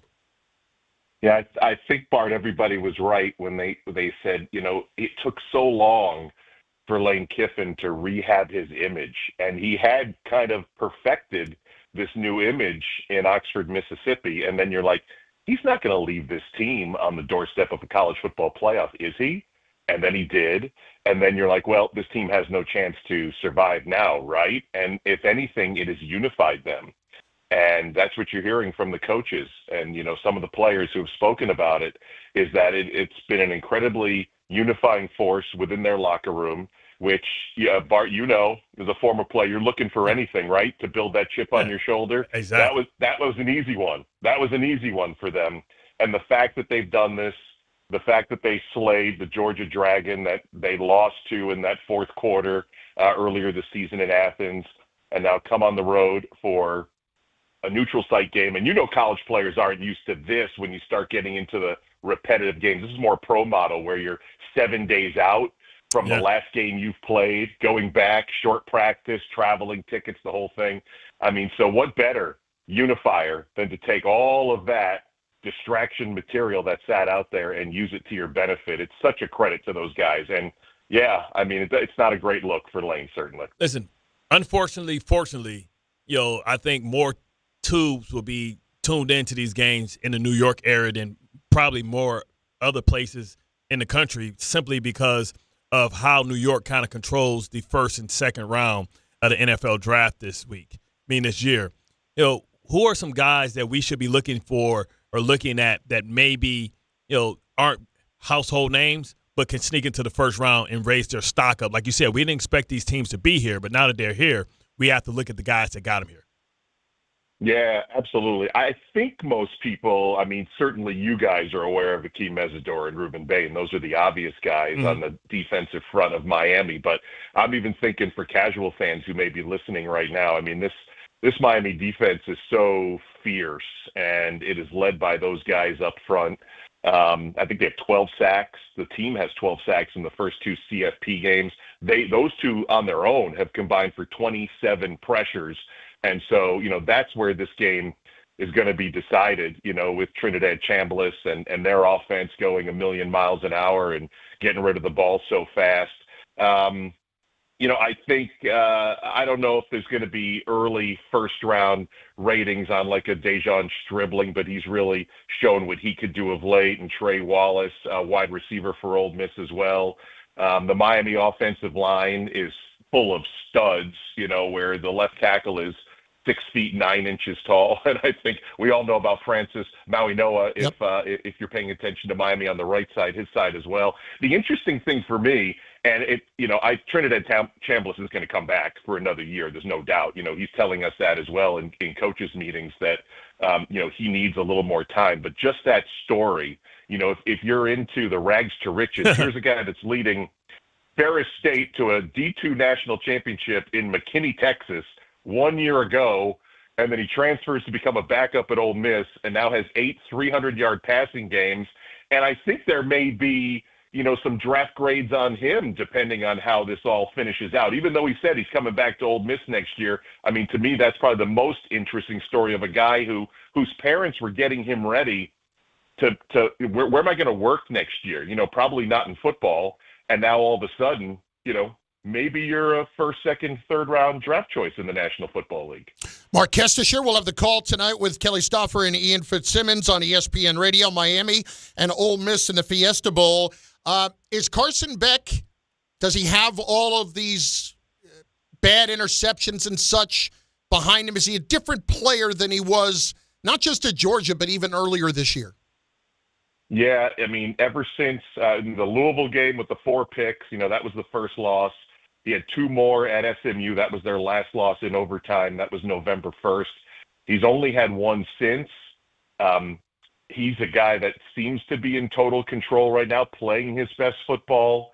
He's a great processor, pre and post snap, and I think that's going to be the rub, today about what Pete Golding's defense likes to do and change that picture on him. So they know they need to confuse him. They know they need to force him into mistakes.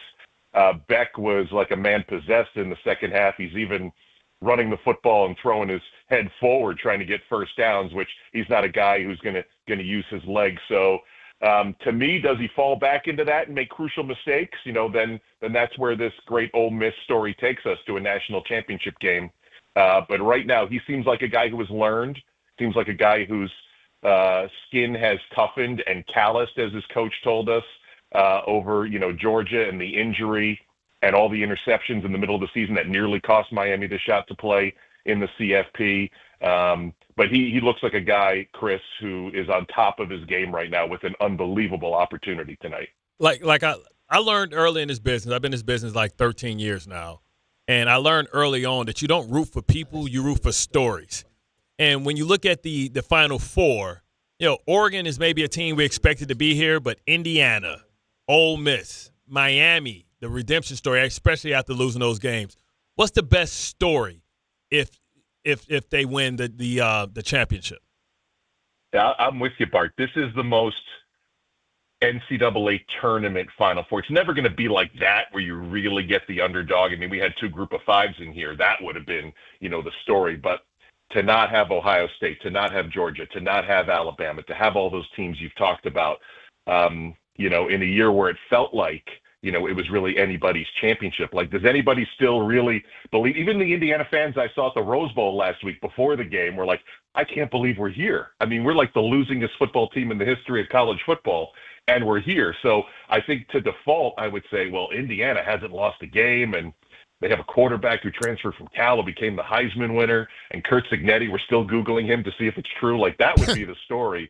But I don't know if you could top Ole Miss with their coach deserting them and their quarterback from Division II, who took over in week 3, leading them to a championship. That's got to be the story of the year if Ole Miss figures out a way to do this. Do you guys have a scouting report and a dedicated camera just to follow Michael Irvin? It's on radio, so it should be at least a sideline reporter, or at least put somebody else there besides Fitzy. He's got his belt off in warm-ups. He's saying belt the ass in warm-up. There's this theory I've had for the 27 years I've worked at ESPN Radio. We should have a channel called ESPN Radio Blue, and that's where you hear, us talking in the breaks with foul language. That would be the only network we could put Michael Irvin on an audio-only channel on because he's unbelievable. I saw him a few weeks ago when we had the first-round game at Texas A&M, and then watching him on TV last week while we were preparing for the Rose Bowl and to see his antics down in the field. It's awesome to see a guy who just lives and breathes and bleeds green and orange. And you talk about guys that are going to be on the sidelines today. Him, Ray Lewis is here. Edgerrin James Andre is here. Davis. They're all coming out. Hey, suit up. Hey, suit up. Do they got any eligibility left? I know that. Well, you know what? The way things are going now, if you can go from the NBA G League to NCAA football, why not? Try it. Kesty, last one for me, and it's on the game tomorrow night. You had to choose between those two quarterbacks if you're at the top of the draft. Let's just say you had the number 2 pick overall, and you were the Jets. Which of those two quarterbacks do you think has the higher ceiling in the NFL? Well, I have to say, we've had Oregon a bunch this year, and Kelly Stauffer, my analyst for the last 4 years, was the first-round pick in the NFL. So he's Mr. Quarterback. We go down on the field. That's all we do is we stand behind both quarterbacks pregame and watch. And he has been in love with Dante Moore for 2 years, maybe longer, because we had him UCLA at Utah a few years ago. I mean, Mendoza, we had them last week, so we were deep into the tape. And he seemingly does everything right. That's a tough one. It's almost better to be number 2. I remember PJ Carlissimo telling me a story when Greg Odom was the number 1 pick in the draft, and they were picking number 2. And so, we took Kevin Durant. We knew sometimes it's better, to not have the choice Michael and have Jordan. number 2 come to you. Yeah, exactly. Michael Jordan at number 3. Let it come to you. Daniels. The biggest fear is that, and we always see this at the top of the draft with an outstanding college quarterback, pro potential quarterback is, sometimes you get in that system where you are going to get the snot beat out of you for a year or two, and you hope that doesn't derail your career. But just looking at guys, not with teams they go to, it's hard to beat the throwing motion of Dante Moore and his ability, dual threat-wise. But Mendoza is such a smart cat and is way more athletic than everyone gives him credit for. So I don't really have a good answer for you, but I would be very happy with Dante Moore if he was my number 2.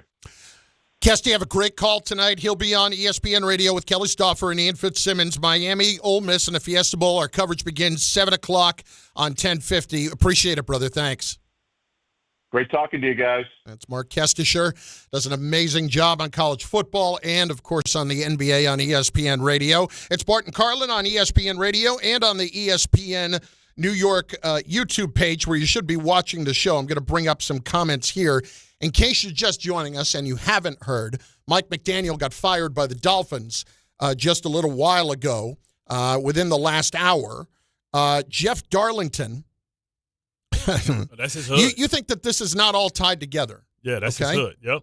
Jeff Darlington, ESPN NFL reporter, says the following. Some context into the Dolphins' decision to fire Mike McDaniel per multiple people involved in the decision. Stephen Ross met with McDaniel Tuesday. Outcome left Ross very conflicted. Likes Mike, loves his intelligence, blah, blah, blah. But Tuesday's meeting resulted in some hard thoughts. Ross didn't feel like the results were there, and despite the end-of-the-year production, did not want to move forward status quo. I'm told the Dolphins have not yet been in touch with John Harbaugh or anybody in his camp, and people close to the decision are adamant this decision to move away from McDaniel is independent of Harbaugh's availability. I'm told the Dolphins will conduct a head coaching search after a GM is in place, which should be in the next few days. It obviously could lead to discussions on Harbaugh. And yes, one of the GM candidates, Chad Alexander, is very close to Harbaugh. But people close to the situation tell me the decision to fire Mike would have been made either way. Here's the other part. The Dolphins expect to make a decision on their new GM by tomorrow. They met with Champ Kelly, who's their interim GM. Where's the other part of this? Never get the job. No, he's not getting the job. Let's see here. By tomorrow, other 3 candidates, Alexander, Josh Williams, John Eric Sullivan, flew into South Florida last night for in-person interviews that are taking place today. You're doing 3 GM interviews today in person? But you're only doing 3.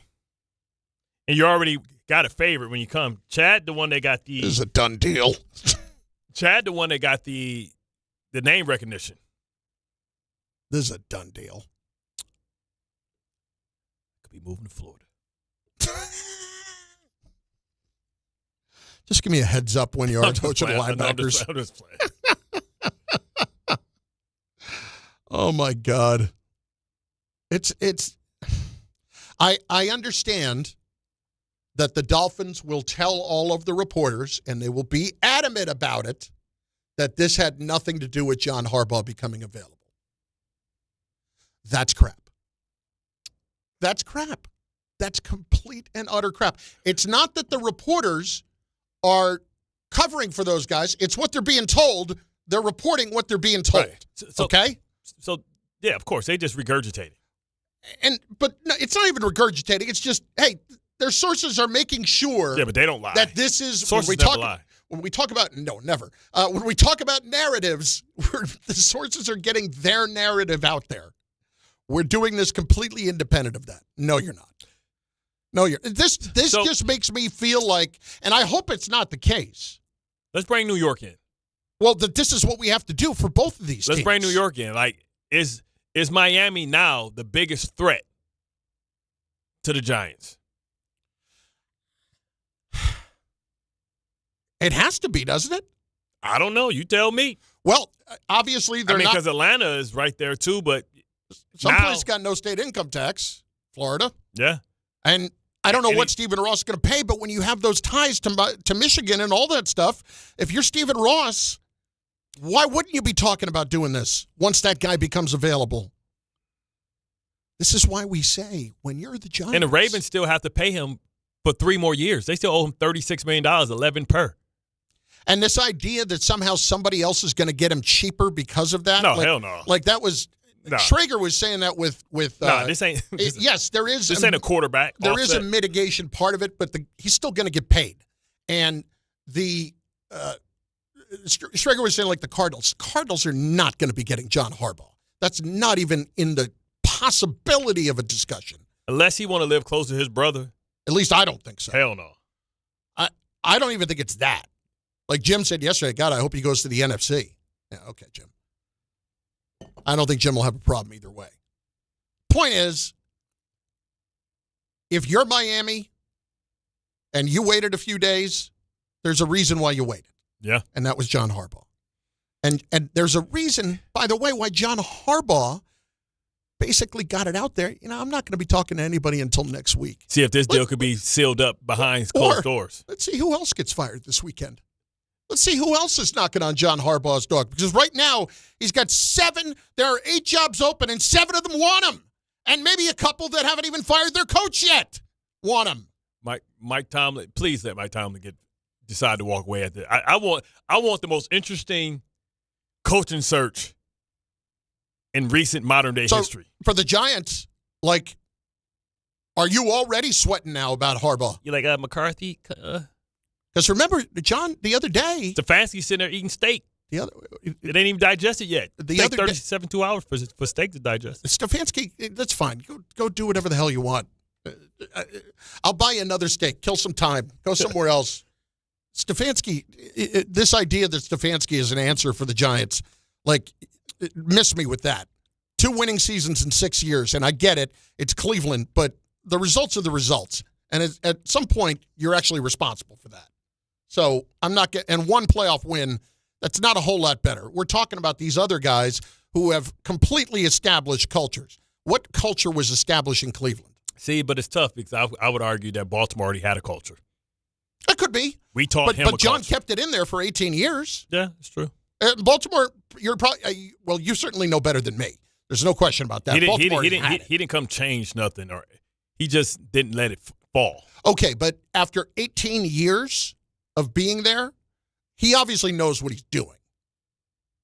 Yeah, I'm not saying that, but I'm saying let's not call him a culture builder because Baltimore already had a culture. That culture would never change. All right. That culture was set by Art Modell and Ozzie Newsome. But can I say this? Mm-hmm. It can fall apart on somebody's watch, and it didn't. That's true. It can. We've seen that plenty of times. I mean, because it didn't fall under Brian Billick. Never wavered. Yep. never wavered under Harbaugh. But that doesn't mean, like, some places already have a culture and an expectation, and that's why the Giants used to have a culture and expectation, and they've lost it. But you can lose it. Yeah, that's what I'm saying. The Giants have lost and he did not lose it. Bart Carlin, ESPN New York. Let's hit it. 800-919-3776. Giant fans, how concerned are you? And Jet fans, like, dude, the guy's about to go somewhere else in your division. I mean, think about the fact that we get Mike McDaniel. Okay, maybe. You got to hope that the music stops pretty quickly on these musical chairs. $8 million. All right, that's fine. And then Mike will be the head coach next year? Is that what he's coming for? So?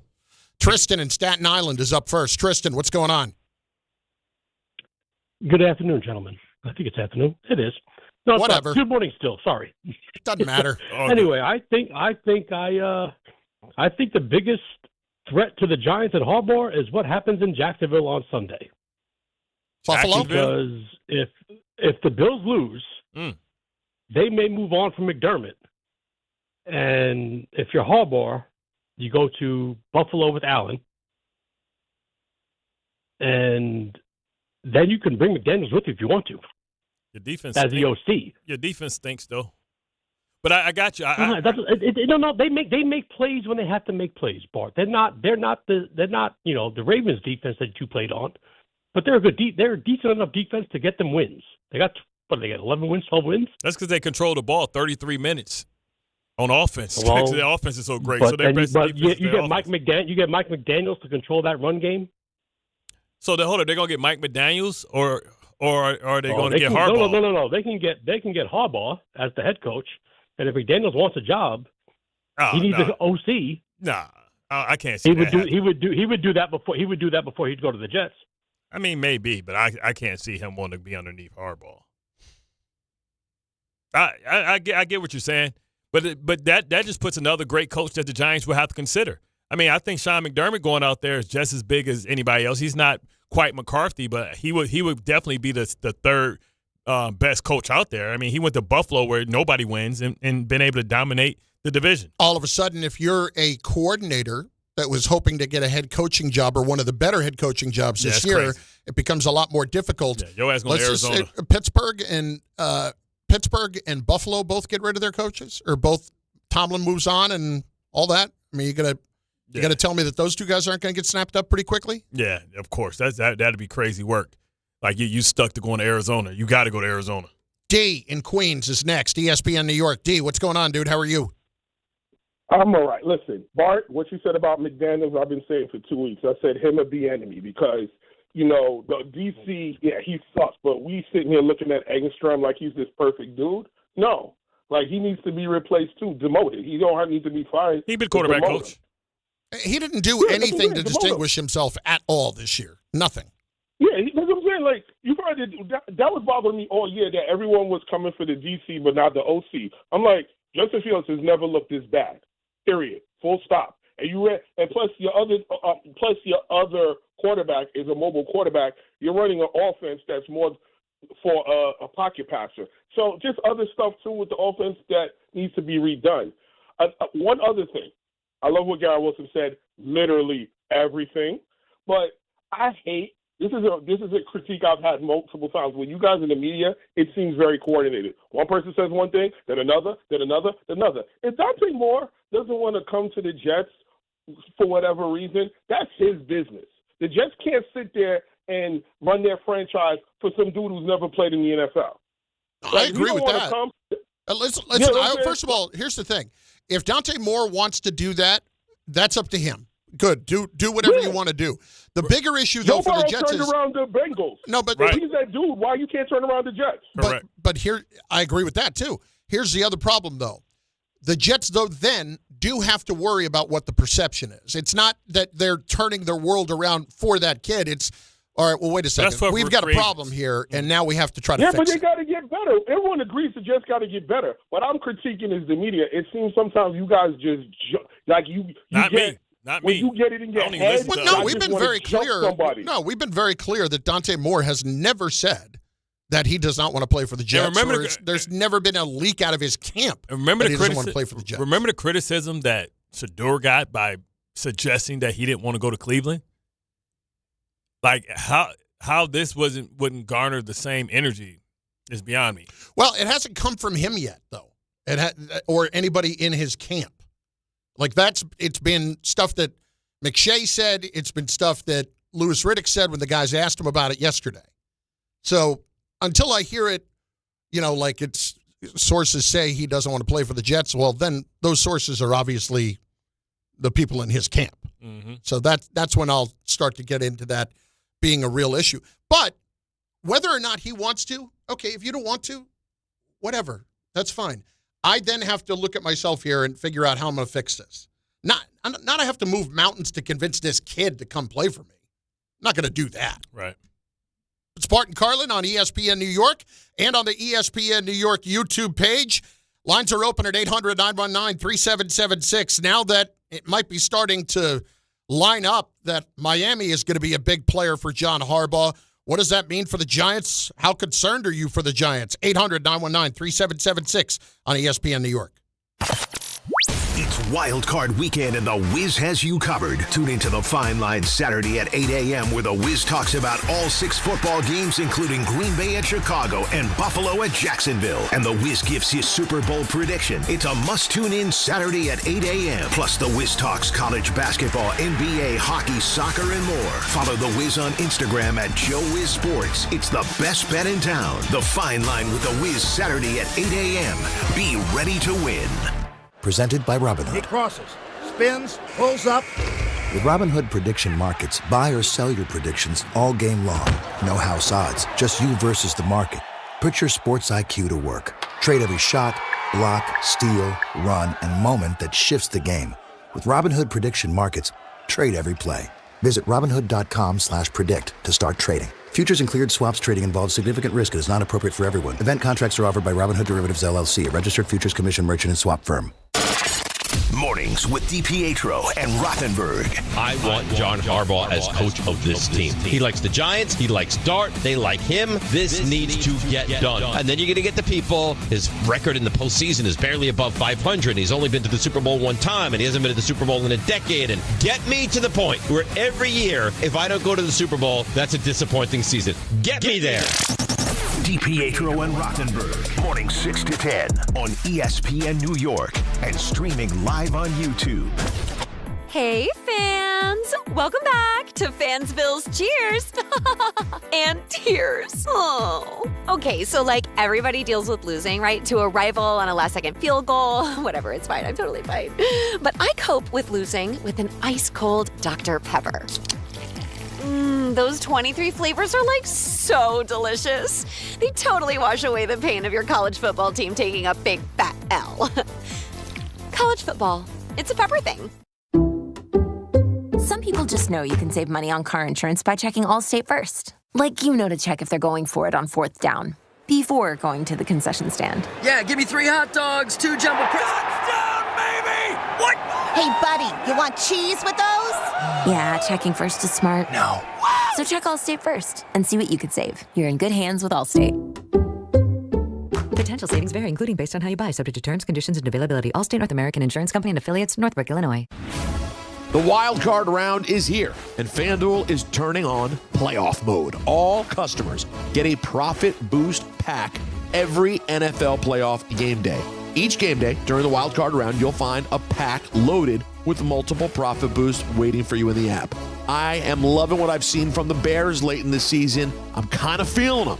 Take your shot on an upset, though, if that's for you, or build a parlay that fits the moment. Then apply your profit boost and go after even bigger payouts while the playoffs get rolling. So visit FanDuel, an official sports book partner of the NFL, and grab your profit boost pack every NFL playoff game day. 21 and over and physically present in New York. Opt-in required. Bonus issued is not withdrawable profit boost tokens. Restrictions apply, including any token expiration and max wager amount. See terms at sportsbook.fanduel.com for help with a gambling problem. Call 877-HOPE-NY or text HOPE-NY 467-369.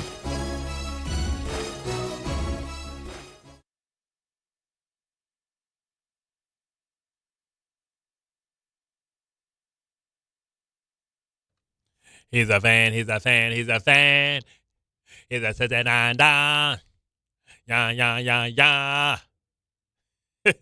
Come on, Giants. Make the offer. Make him an offer he can't refuse. Bart Carlin, ESPN New York, and on the ESPN New York YouTube page, it is time for some audio files. Let us get to it. The audio file. That's right. We will start with Stephen A. on First Take today, responding to Garrett Wilson. Did I stutter? The Jets are horrible. Now, before I get into my take, I wanted to make sure that I clarify certain things because I hear star wide receiver Mr. Garrett Wilson has something to say about it, brother. So rather than me go off, let me first show everybody what he said. Damn, you got to be a real sellout.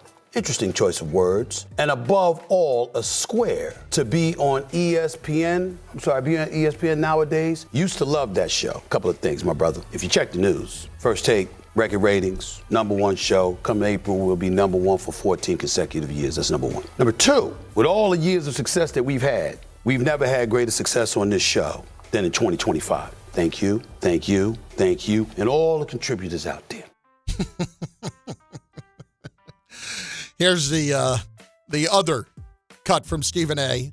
Hoping that Garrett gets traded. You're a good brother, my man. And I don't blame you for feeling salty about what I said. I wasn't talking about you. I was pleading for you to get help. Meaning the kind of help Sauce Gardner got when they sent him to Indy. Meaning the kind of help when the Williams got. And when they sent him to Dallas. I think players should be trying to get the hell up out of MetLife Stadium in a Jets or Giants uniform these days. More so the Jets than the Giants, because the Giants got some talent, okay? And the Jets have some too. I was talking about the organization. The Jets are horrible. You haven't been in the playoffs since 2010. That's 15 years. Now, I didn't Google Garrett Wilson to find out how old he is. When y'all get an opportunity, producers, please remind me of how young this brother is. Let's say 25. Let's say 20. So in other words, they ain't been in the playoffs since you were 10. They ain't been in the playoffs since you were in junior high school. Junior high school. Actually, that's elementary school. Well, here's the thing. I mean, it's perfect that Garrett responded because all it does is give Stephen A. that. It's brilliant. It's fantastic. The response to the response. Hey, Knicks won last night. I saw. They broke that. They finally healed up after that 2-day ass kicking from the Pistons, so they were fresh. Well, here's Jalen Brunson. We played like we wanted it. For the most part, we played a little desperate tonight. Like I said before, we needed a win. I think the way we competed, the way we played, even though we were down in the first half, was Knicks basketball. And we just kept playing that way and found a way to win. But just keep believing in the process and not being so result based. Yeah. And so, but I think the way we played was good tonight. We just got to continue to play like that and learn from it. The game was crazy too, man, because it was close, like all the way in the 70s. It was close, and then they finally got a little breathing room, and ultimately the Clippers kind of fizzled out a little bit. But it was good to see them, get back on the board. I still don't like how many offensive rebounds they was giving up to Zubas. Yeah, man. When Cat is in there, no offensive rebounds. Like he just gets out rebounded like crazy. When Mitchell comes in, it's a little harder. But, man, so many second-chance opportunities, man, because they don't crash the boards. Well, the problem I'm going to continue to have here is Cat being a little bit soft. Here he is on his season high in assists last night. Try to impact winning, man. When the ball hits my hands and I get a chance to impact the game offensively, especially, I want to do that. And that's not just about shooting. It's good getting my teammates involved, making the right play that gets the next person the open shot. We call it a hockey assist in basketball. So, yeah, I said it last year, I said it this year. Anytime I touch the ball, I'm trying to be aggressive in my playmaking, whether that is making a play for myself or making a play for my teammates. But, I just want to impact winning every single day and, give ourselves the best chance to win the game and our fans a chance to cheer. Tell you what, a couple of things I didn't like him on the other side complaining about not getting a call. Yeah. Zubas running down, getting an offensive rebound because he back there complaining. Yeah, those arms were up a couple times last night. Where's my call? Gonna get it. I do feel like, Bart, it's still simmering below the surface about Cat and Giannis. Having to sacrifice. Well, but not even Giannis, but Cat, not loving this system all the way around and leaning to that. I don't think that Giannis talk is going to go away before February 4th. And then, I think it ultimately happens this year? At this point, I would probably say no, but... Are we going to get some Anthony Davis talk? It's interesting. Like, you brought this up yesterday. Obviously, the Anthony Davis talk, the first thing anybody like me is going to bring up is the fact that he cannot stay on the floor at all. Been on the floor this year. If we're just talking about which player would you rather have for this team, I'd rather have Anthony Davis. If it's just about the talent on the floor, I would rather have Anthony Davis because I know there's a toughness there too. And it's not the cat's 100% soft. It's just softish in spots. Well, that gives you 2 rim protectors, 2 above average elite defenders, and Mitchell and Anthony Davis. And Mitchell allows Anthony Davis to play the 4, which he wants to do. Now we've got Shams. Last night, we haven't even mentioned this today yet. Trae Young. Adios. Boy, that's a rough night for Trae when you go from Atlanta to Washington. During the middle of the game, though. Oh, yeah. Like, he's saying bye to his teammates. He scout like he was in the what did I say? They couldn't wait till after the game. Peace out. Yeah. Peace, guys, out. They couldn't wait. Peace out. They couldn't wait till after the game to say something. No, it was adios. Got to go now. Trae Young means the Hawks can target another big star. This trade now sets up the Hawks with additional financial flexibility to go out and swing for a high-priced, big salary player, potentially, namely, Dallas Mavericks star Anthony Davis. The Hawks will pursue Davis the second half of the season ahead of the February trade deadline. The Mavericks will talk to several teams, but the Hawks have been at the forefront of interested parties along with the Toronto Raptors for the perennial all-star big man. But in the immediate future, the Hawks are turning their core over to Jalen Johnson and other players such as Nickeil Alexander-Walker, Dyson Daniels, and they believe C.J. McCollum also fits as a plug-and-play player, a floor spacer, and then you also have Corey Kispert as a sharpshooter on the wing. Ain't Porzingis in Atlanta? Mm-hmm. So Porzingis back to Dallas? I don't know about that, but they're obviously give me Anthony trying. Davis. You got to give me something No, back. I understand. It's just, would you rather have Porzingis or Anthony Davis? They both hurt. This is the same player. Well, one's a little tougher than the other. I mean, Porzingis, how many games has he Porzingis played from this Mother year? Russia. Has he even played 20 games this year yet? He's back, but he's only played maybe 15. I beat real champion. You got him as the tall, lanky Drago. That's what you got him. Correcto mundo. All right, last one. Jimbo Fisher, former coach of Florida State, former coach of Texas A&M. Rob Texas A&M, by the way. Yes, he did. What was it, $96 million or whatever it was, or $76 million he walked away with on the buyout? Here he is on the ACC network, ripping Lane Kiffin. No, it's selfish. That's what it is. It's stupid. He wanted a coach and thought he didn't get his way. So everybody get on the plane with me, you don't have a job. And he makes them all go. Then he gets down there and takes a PR hit because it looks bad that you really don't care about the kids. Then he says, okay, you can go back. But here's where he screwed up. He thought they're going to lose to Georgia, exactly. And then the portal thing was all over with, and it was going to be all over with. And he said, okay, I'll look like a hero. Yeah. Now he's got egg on his face because the real Lane came back out. And if those guys were allowed to coach a first game, they should be allowed to coach a fourth. Because those kids are doing something that you get one time in your life to ever do. Literally. That team and those guys one time. And as a coach, listen, I know I've left a job. I get that. But if you took them on and said they're never coming back, that's fine. You set the rules of the game. You don't change the rules in the middle of the game. And as a coach, it's hurting the kids and it pisses me off. Nothing wrong with what he's saying. If you're Lane Kiffin and you are legitimately, as Ian Fitzsimmons told us yesterday, calling Charlie Weiss Jr. when you know the team meetings are, you are just the freaking worst. You are the worst. Because he says to Charlie Weiss, yeah, listen, you can go coach him. I called. You better pick up that phone. Yeah, and miss me with that LSU is now paying those coaches' salary. Be the bigger person. Yeah. Those coaches being there is not going to affect your off-season conditioning they ain't even back from winter conditioning yet. You know what I'm saying? You don't even start winter conditioning. The damn season ain't even over with yet. You got about 3 more weeks before winter conditioning even starts. Come on, man. Certified jackwagon, just like Al Davis told us a long time ago. When somebody show you who they are, believe them. And expect Lane Kiffin to always show up as the royal ass. And think about the fact that Al Davis is the voice of reason in that discussion. Correct. Bart Carlin, ESPN New York. When it comes to meat and seafood, selection matters, and no one beats Wild Fork Foods. To everyday essentials, to high-quality steaks, to seafood and more, every product is blast frozen to lock in peak flavor and freshness, so you get restaurant-quality meats at home for amazing prices. Shop in person at 7 locations across Long Island and New Jersey, or you can order online for same-day delivery. It's easy, it's convenient, and the prices are wild. WildForkFoods.com.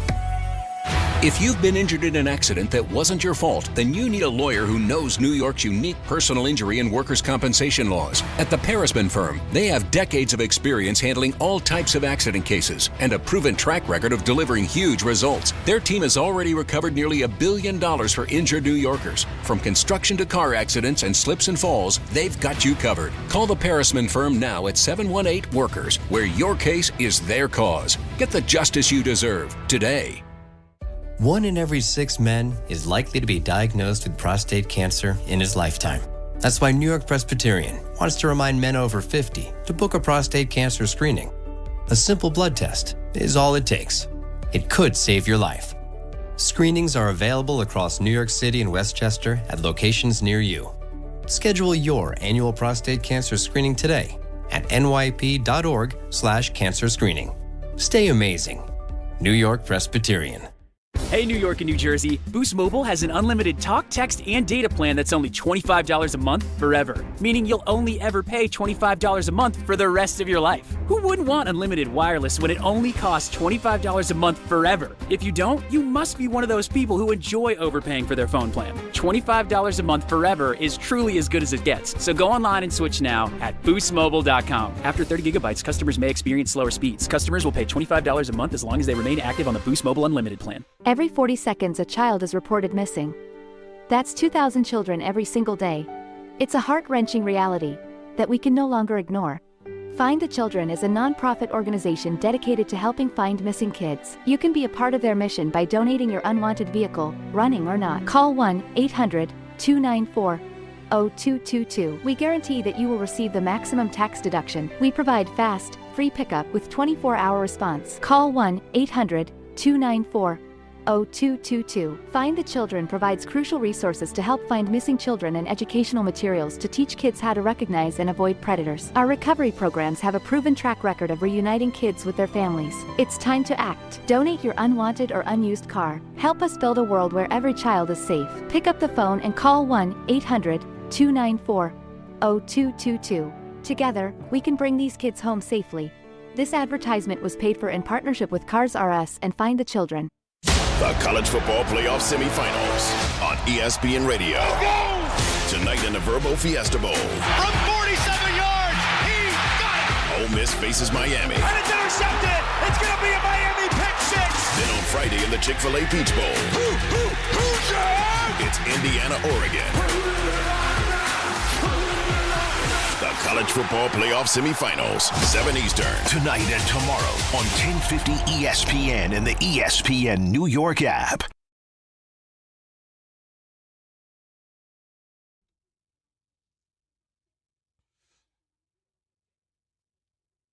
What are the CFP semifinals tonight? 1 tomorrow night. Bart Carlin, ESPN New York, and on the ESPN New York YouTube page. Free of charge each and every week. No compensation involved whatsoever. Joe Fortenbaugh, ESPN betting analyst, joins us right now. Not a dime goes his way. We're not even donating anything to charity. In fact, I'm taking the money that I would donate to charity for Joe, and I'm using it on something selfish. Hi. To place a bet.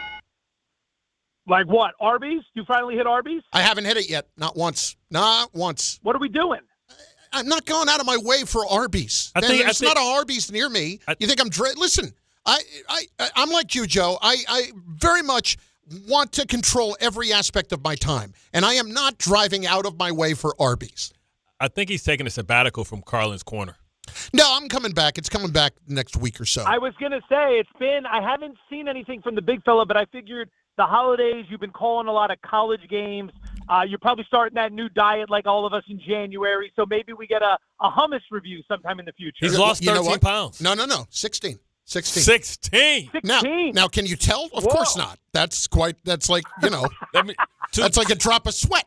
2 pounds is from shaving his back hair. Hey, look, Hey, look, we're making progress. We're having fun with our jokes, but we're making progress. You can't get to 13 or 16 pounds without the first couple. You can't get to 50 or 100 without 13 to 16. So let's keep it moving in the right direction. I like it. Carlin's Corner Table. We're going to be at Whole Foods in the vegetable aisle. Yeah, no, Cheryl, my wife has been pushing me. I really think you should do one from a salad place. Oh, really? Thanks, honey. Salads are the worst. Salads are the worst. Listen, if you're going to eat calories, don't spend it all on dressing and all that other stuff. The salads is like a fake healthy food. See, Bart, once again, you have crystallized my thoughts. I've been trying to tell the world the cheese, salads are ranch, frauds of food forever. Absolutely. Bacon, cheese, and cream ranch. What should we be doing then? If we're skipping the salad, what should we be doing? You stick to protein. You stick to high-fat protein. I'm sorry. I wasn't clear. He can get some I was greens. asking the former athlete, not the radio. He can eat some collard greens that is cooked in chicken broth and put some smoked turkey in there and some cut up minced garlic. Listen, the last I checked, these all-protein diets seem to work pretty well. So if you're telling me all I got to do is eat bacon, we're good. We're good. Bacon is bacon will give you high cholesterol and congestive heart failure. That's what drugs are for. Joe, let's get to some gambling. Bart, you idiot! We'll just take Lipitor. Exactly. Nice. Actually, Zocor these days. Anyway, Joe, tonight I have already seen your DraftKings parlay that you put out just a little while ago on social media, and it includes you with Ole Miss plus 3.5. Talk to me about Ole Miss tonight in this spot against Miami. Let me tell you this. It's down to 3 at some shops, which, really? as you know, is a very significant move. For as much as everybody likes Miami, it has been a steady stream of Ole Miss money. They got hit early in the process, and now they're getting hit again today, and it's down to 3. Miami, it's not so much disrespect for Miami. Miami's been very good. They deserve a lot of credit for what they've done. Their defense is absolutely nasty, but they've been doing this from the underdog role. Now, all of a sudden, we're asking them to cover points, and that offense is only averaging 13 points per game in the playoffs. Now, you might do the numbers of the scores and say, wait a minute, it's more than 13. They had a defensive touchdown in there. So what happens in this game if Trinidad Chambliss, who's the better of the two quarterbacks, and Ole Miss finds their way to a lead? That means Carson Beck's going to need to throw the ball and win this game. He's not going to be able to lean back and let his defense get it done, and that is the big problem for Miami because they have done a really nice job protecting him these last few weeks, letting the defense win, Fletcher running the ball out of the backfield. It's been a great game plan that has put the quarterback in a healthy situation. But if he's got to play from behind, look out. So I'm on Ole Miss in this one. I haven't done anything with the total here. I know some people are leaning a little bit to the under. I haven't done anything with that. So we're on Ole Miss. All right, but how about Chambliss as far as the props are concerned? Haven't done anything there either because the thing is a lot of books only offer one-way action, which is basically like overs. Like I can play over 200 or over 250 or over 275. Well, sometimes your boy wants to bet an under, and when those aren't there, because college football is a little bit more limited than everything else, I would stay clear of that. What I would look at, the two running backs. This is going to be a little counterproductive to what I just told you, but Lacey, the running back from Ole Miss, his props for rushing is upwards of 89 or so yards. Mark Fletcher for Miami is upwards of 88. I'd be more inclined to say Fletcher over because Ole Miss doesn't have an elite run defense. And then I would be looking at Lacey under because while I like Ole Miss, I like it because of Chambliss in the passing game. So that's kind of where I am with that.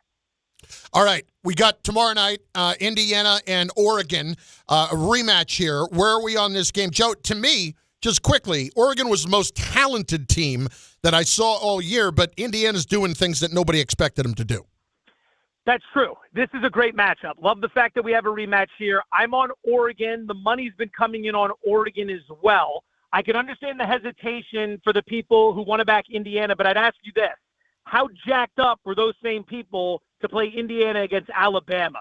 That's the thing. That 60-minute game at the Rose Bowl has changed the perception and thus the value when it comes to Indiana. Talk to anybody you know who follows this stuff. Not super close, not the true insiders, fans who like to follow this stuff and who might not be watching Indiana all year. No shame in that. It's Indiana. We get it. You probably went into the Alabama game saying, I don't know, it's Alabama. They beat Oklahoma. They won all these titles. Indiana, they kind of have to prove it to me. And those same people coming off that game are now fully on board the Indiana train. That tells me we've had a complete shift. Indiana deserves all the love, don't get me wrong, but they were undervalued against Bama, and now I think they're a little overvalued in this matchup here. When these two met in Oregon back on October 11th, it was the Ducks laying 7.5. Now they're catching 3.5 on a neutral. That's an 11-point swing. Yes, we need to adjust the point spread for the site and the fact that Indiana is better than we realized from back then. But 11 points is too many. I'm with the Ducks here. I also think you could play the over. I know both defenses have played well. I think this game gets nutty. Like we always get some of that with these college games. This feels like a nutty second-half game where they let it fly. Joe FORTENBAUGH with us, ESPN betting analyst. Let's get to the games this weekend, the NFL. Which for you, and you'll give us something on all the games because you always do, but which for you is I cannot miss out on the action of this game. I have to make sure that if I am going to wager this weekend, I am going to be involved on this particular game. Incredible work by you because you wanted to say lock. Which game is the lock? And you know you're not allowed to say that. I don't know what lock means. I'm sorry. Lock is something that you put on a locker. I don't know. Yeah. Midway through, you knew you couldn't say that, so you're like, just a game you're so excited to bet. You really, really want to have action. To answer that question, all of them, Carlin, I want to bet all of them. Like always, nothing's changed. The two that jump out the most from a really enjoy this sort of wagering standpoint, I'd say Chargers-Patriots under 46.5. That's a big number for two top 10 defenses. Bart probably would agree to this. I don't know. I'm going to throw it out there, but I heard a long time ago, bad offensive lines do not travel in the National Football League. Nope. And that Charger O-line is going to be in big trouble in New England. I know New England doesn't have the most ferocious pass rush, but with that crowd noise, I think the Chargers struggle to move the ball because of the O-line. I think the Charger defense shows up and limits the Patriots a little bit. I go under 46.5. Yeah. The other one I like, Jacksonville plus the 1.5 over Buffalo. I think we're paying a tax on the Bills here because of Josh Allen and everything we've seen in the past. I just don't think this team is that good outside of Allen and Cook. Defense isn't great. Wide receiving unit suspect. Bills are going to want to run the ball here. And Jacksonville ranks 6th in defensive rush success rate. So here's my prediction. I'm going to give you a 3-layered prediction. You ready? Jacksonville wins, prediction 1. McDermott gets fired, prediction 2. Brian Daboll gets hired, prediction 3. Daboll to the Bills. As the head coach? Hey, listen, I gave you a 3-layered prediction. Okay. That's the end of it. I'm not saying anything else. Do you not understand the words that are coming out of my mouth? No, I get it. Listen, that's adding a little value. If I had a parlay of it, like I was going to ask you, and I know the problem is, like, we can't really get to a point here unless you're looking at some places that may not be unsure where you can wager on all the coaching situations. But, man, it is getting more and more interesting by the day, and I'm just wondering what odds would look like in some of these scenarios. So can we ask? Well, I'm telling you. Go ahead. No, because now I'm curious to what do you believe in the Houston-Pittsburgh game? Because then that can mean something. What you got? You got any juice for that one? Okay, so Joe, we need more action. Get me to Monday, please. Okay, I like the under in that game as well, 39.5. I'll get you to the side because I know that's what you're asking. I think the under is the best bet here. Houston's defense, 17 points per game. Houston is a dome team going outdoors in cold weather in the playoffs. Historically, that has not fared well, and we already know that offense has got problems. And I think Houston's D shows up against Pittsburgh's offense. So where I land there, I think the best bet is the under. For the side, it opened Steelers minus 3.5. Pittsburgh immediately took money, and it went down to 3. I have not bet it. I lean to Pittsburgh solely because this just feels like a rock fight where you got a dome team that just can't figure it out when they need to. C.J. Stroud's been okay. That first year was great, but I don't know. I just don't like the situation on a Monday night at all. That damn Tomlin voodoo, you can't, for some reason, I'm always on the wrong side of it, so maybe I am here too. But that's where I landed. By the way, like you could find those prediction markets, I'll tell you, you can bet these coaching things. Like your boy may have been on Harbaugh to get dismissed from Baltimore at a nice little price there. Those things are coming along nicely. Okay. Well, with that being the case then, who would Joe FORTENBAUGH, in a world of hypotheticals, even though apparently it's not a hypothetical now, who would Joe FORTENBAUGH bet on getting the Giants head coaching job? Ooh, that's a good one. Especially after the news today with Miami. Yeah. Yeah, see, here's the thing. In that scenario, what I have to do is I have to be able to handicap the mind of the New York Giants ownership group, and I'm sorry, I just can't get down there. I really just can't get myself to a point where I can think like that. I have no idea why they're keeping Shane. I have no idea why last year it was all about continuity, and, you know, we really want to keep these guys around to develop a quarterback, but, you know, they better win right away, and now I'm going to fire the coach midway through the season. Like, it makes no sense what they do. They are just poorly run.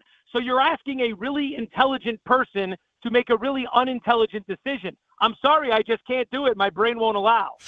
Well, thanks for the lack of insight in that last answer, Joe. Appreciate the time. It's not how you start, it's how you finish. What else can be done?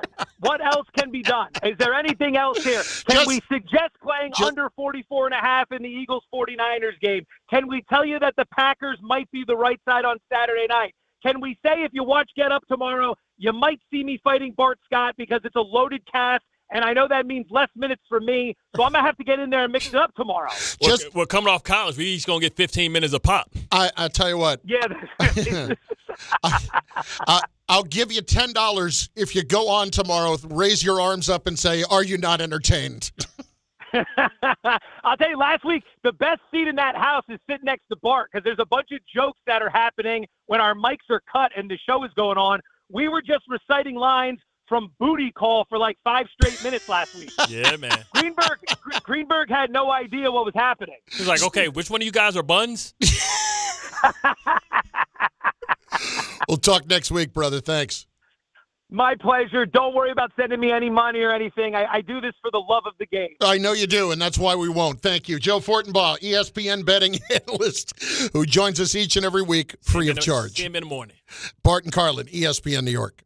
Individuals and businesses with tax problems, listen carefully. Do you feel like you're losing control of your finances? If you owe over $10,000 in back taxes or have unfiled tax returns, we can help you take back control. The IRS is the largest and most aggressive collection agency in the world, and they can seize your bank accounts, garnish your paycheck, close your business, and file criminal charges. Take control of your tax problem now by calling the experts at U.S. Tax Shield and take advantage of the Fresh Start program and new laws that may allow us to negotiate a settlement for the lowest amount possible. Our team of tax attorneys and enrolled agents can stop collections and get you protected so you can take control of your financial future. U.S. Tax Shield offers a price protection guaranteed quote to get you protected today. U.S. Tax Shield is A+ rated with the Better Business Bureau, so call now. 800-687-5192. That's 800-687-5192. U.S. Tax Shield. 800-687-5192. 1-877 Cars for Kids. KARS Cars for Kids. 1-877 Cars for Kids. Donate your car today. Call 1-877-CARS for Kids to reach a friendly live agent. Donation's super easy, and your car can be picked up as soon as tomorrow. Call us now. 1-877 Cars for Kids. Donate your car today. Did you know you can donate real estate too?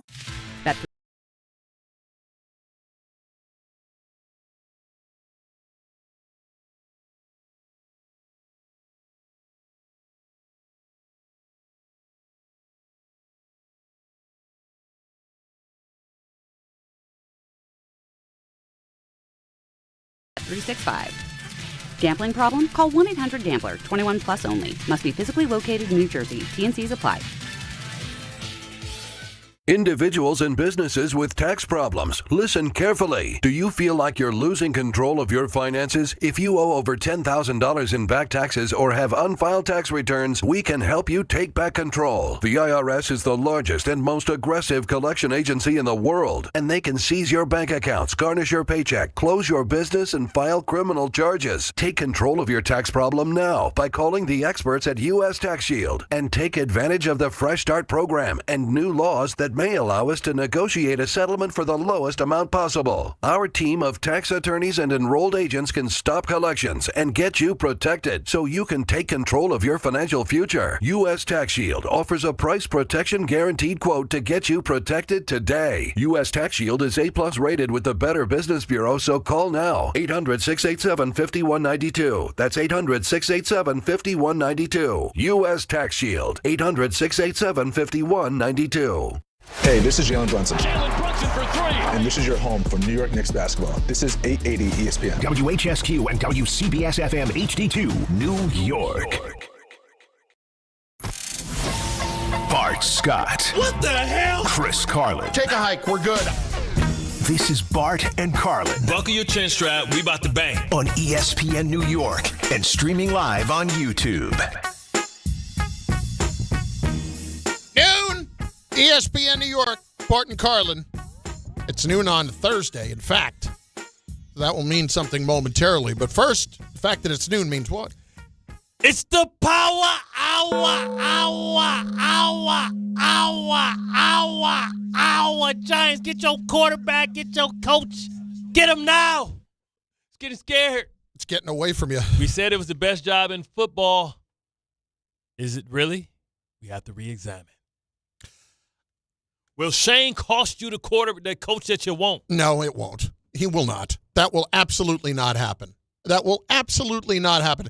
The Giants would hire Chad Alexander tomorrow if it meant they got John Harbaugh. They Put it stand that on way. business. Stand on business. But this is why, before we get to high noon, this is why you don't have to have the GM come out the day after the season and once again reaffirm that he's in charge, that he's the guy. You don't have to do that. You don't have to put out a statement. Don't have to do any of that. You already said it once. But if you're going to hire a new coach, why not just wait? Why not just wait and see how it all plays out? And then maybe 4 days later, listen, they may not care, and that's fine. They may just do what they're going to do anyway, which I would hope would be the case. But it just looks silly to do it this way if, in fact, Joe Shane would keep you from getting the coach that you want. It's Bart and Carlin on ESPN New York and on the ESPN New York YouTube page where you should be watching. You should go there. You should subscribe. You should, by all means, not accidentally play a Jalen Brunson cut, as I just did. You should actually just go there and like the page. How about that? You could certainly do that. Jalen Brunson had a redemption story yesterday. It's okay. That's appropriate. Yeah, well, he had a good night, and the Knicks won.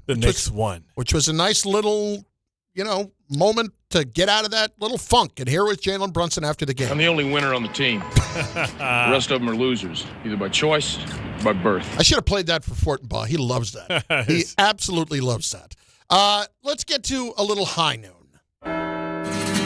It's high noon. That is our top-level production right there.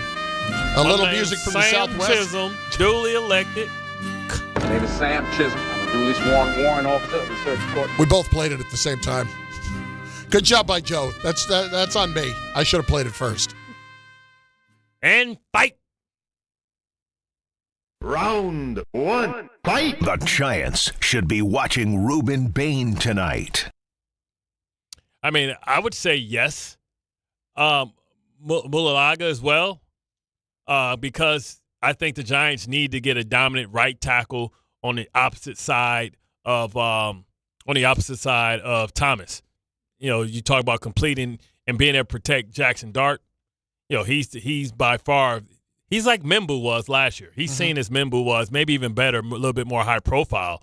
But Miami has two of the best tackles in all of football. That's assuming that they're not going to go receiver in the first round.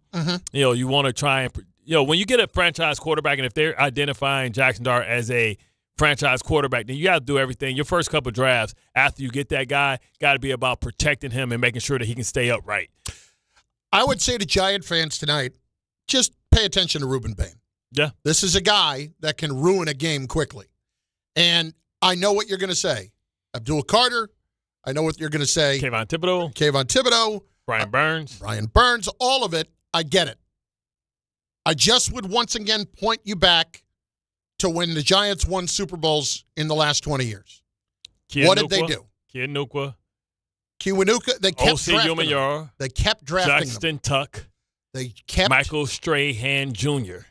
They kept drafting them. They kept drafting them because every time I talk to any of these coaches, they all say the same thing. Last week, in production meetings, talking to a couple of the coaches from Tennessee and from Illinois and all over the place, they all end up saying the same thing at the end of it when you talk to the defensive coaches. They'll go on and on about different things, and then they'll say, the last thing they'll always say is, but of course, if you can affect the quarterback, that's everything. That's what it ultimately is in the game period. And when the Giants were able to win championships, they were able to do it because they were able to get home with 4 and drop 7. And they didn't have to blitz. Ruben Bain is a game wrecker. Bain is big enough to move inside, too. He's 275, 6'3", 275. 275 is bigger, way bigger than Aaron Donald. You could be explosive inside.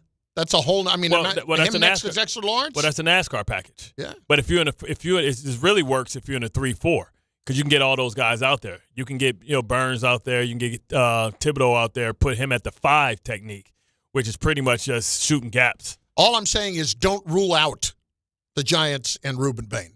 That's all. Because if he becomes that level if he's going to be that level of player at that position, that is an incredible, incredible luxury to have. Round 2, fight! What team playing this weekend should be interested in John Harbaugh? Now, this was before the Dolphins fired McDaniel that we decided on this question. Yeah. So out of the teams this weekend that are playing, that already have coaches, who should be interested in John Harbaugh if they lose? Now, I had 2 teams, but I've tried to figure out the one we settled on in the meeting was me taking the Green Bay Packers.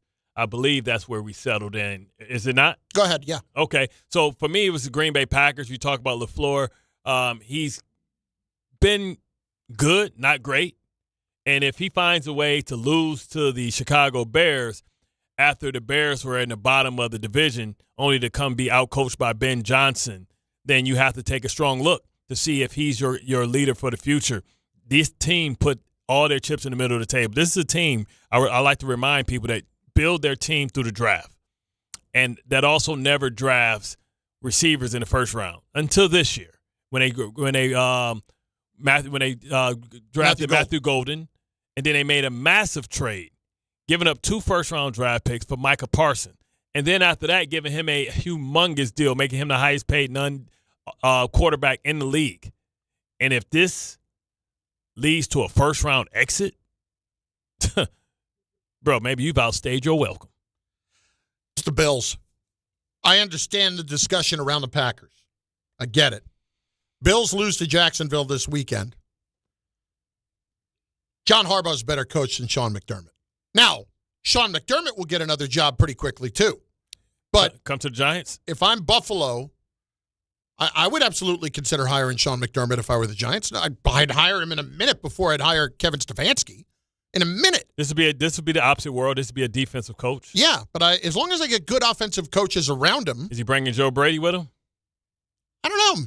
Joe Brady might get some looks at head coach, too. He will. But my point is simply this. If you are the Giants, if you are the Buffalo Bills and you lose this weekend, adding him as your head coach is a must. John Harbaugh, you think you're not attractive to him with Josh Allen? Like, think about it. No, the embarrassment of riches. They did send his ass home. Yeah. They did send the Ravens home. Yeah, but look at the embarrassment of riches that he's going to have from jobs to choose from. The Bills, because of Josh Allen, become the most attractive job, period. Yeah. Period. Even slightly over Lamar. Yeah, Miami don't have a quarterback unless Lamar is going to Miami. And as we know, Baltimore is not hiring John Harbaugh because they just fired him. Bart Carlin, ESPN New York, and on the ESPN New York YouTube page. Let's hit round 3. Round 3, fight! Which game is a must-see this weekend? If you have to miss all of the other games, which is the one game that you will not miss this weekend? For me, I know I kind of bounced around with what I believed, but for me, I want to see San Francisco versus Philadelphia. It's a history there. I think they're consistently 2 of the best teams in the NFC, 12-5 versus 11-6. Like Philly, we thought Philly was just on his way to mosey right into a back-to-back Super Bowl, and now it's questions about him. You talk about question, a quarterback for Jalen Hurts. Is he really a dude, or is he just a product of his environment? Not being able to throw the ball this year, he's going to have to maybe open up. Brock Purdy in this offense until last week against Seattle had been on fire, right? And this is without Brandon Ayuk, a player that they paid a bunch of money and hasn't reported back from injury. But they got Trent Williams that's probably going to come back this week. McCaffrey is the Saquon Barkley of this season as far as what he's been able to do. I don't know if he got 1,000 and 1,000, but, to be only the second time, I know he was going for 1,000 and 1,000. He's been on fire and solid for whatever you want to say. This team can't get sacks, but they still play very, very good defense. Listen, for me, I want to see the Bears-Packers again on Saturday night. I want to see these two teams who have played twice in the last month play again. Now, I think the Bears are going to win this game because obviously the Parsons thing has done a little something to the Packers, as you would expect that it would. But Jordan Love has not exactly been healthy here for a bit. He's been banged up and for, I would say, about the last 6 weeks or so. For me, I'm looking at this at the moment. I love this rivalry between these two teams. I love the matchup between these two teams. I think it's going to be a great game, and it's just got the most history, most aura to it. Johnny Pickham said this morning. He wants to see players' breath tomorrow night. He wants to see it freezing in Chicago. Looks like it's going to be like in the 20s. Unfortunately, not down at 0 like he would want it. Might be a little rainy, which means if it's in the 20s, it's going to be snowy. But tell his ass to watch the game outside with no shirt on, then, if that's the case. Yeah, tell him go in his backyard and watch the game. If you want that for them, then you need to be in the elements too. Yeah, no, I'm good. That's why I like watching it from home. One of the best games I ever saw was the Tuck Rule game, and I watched it from home very comfortably. With hot chocolate. For me, it's Bears-Packers. It's Bart Carlin, ESPN New York, and on the ESPN New York YouTube page. Can I bring something up here that is really bugging me? I have seen this happen so many times throughout the playoffs, and it bothers me to no end. Why?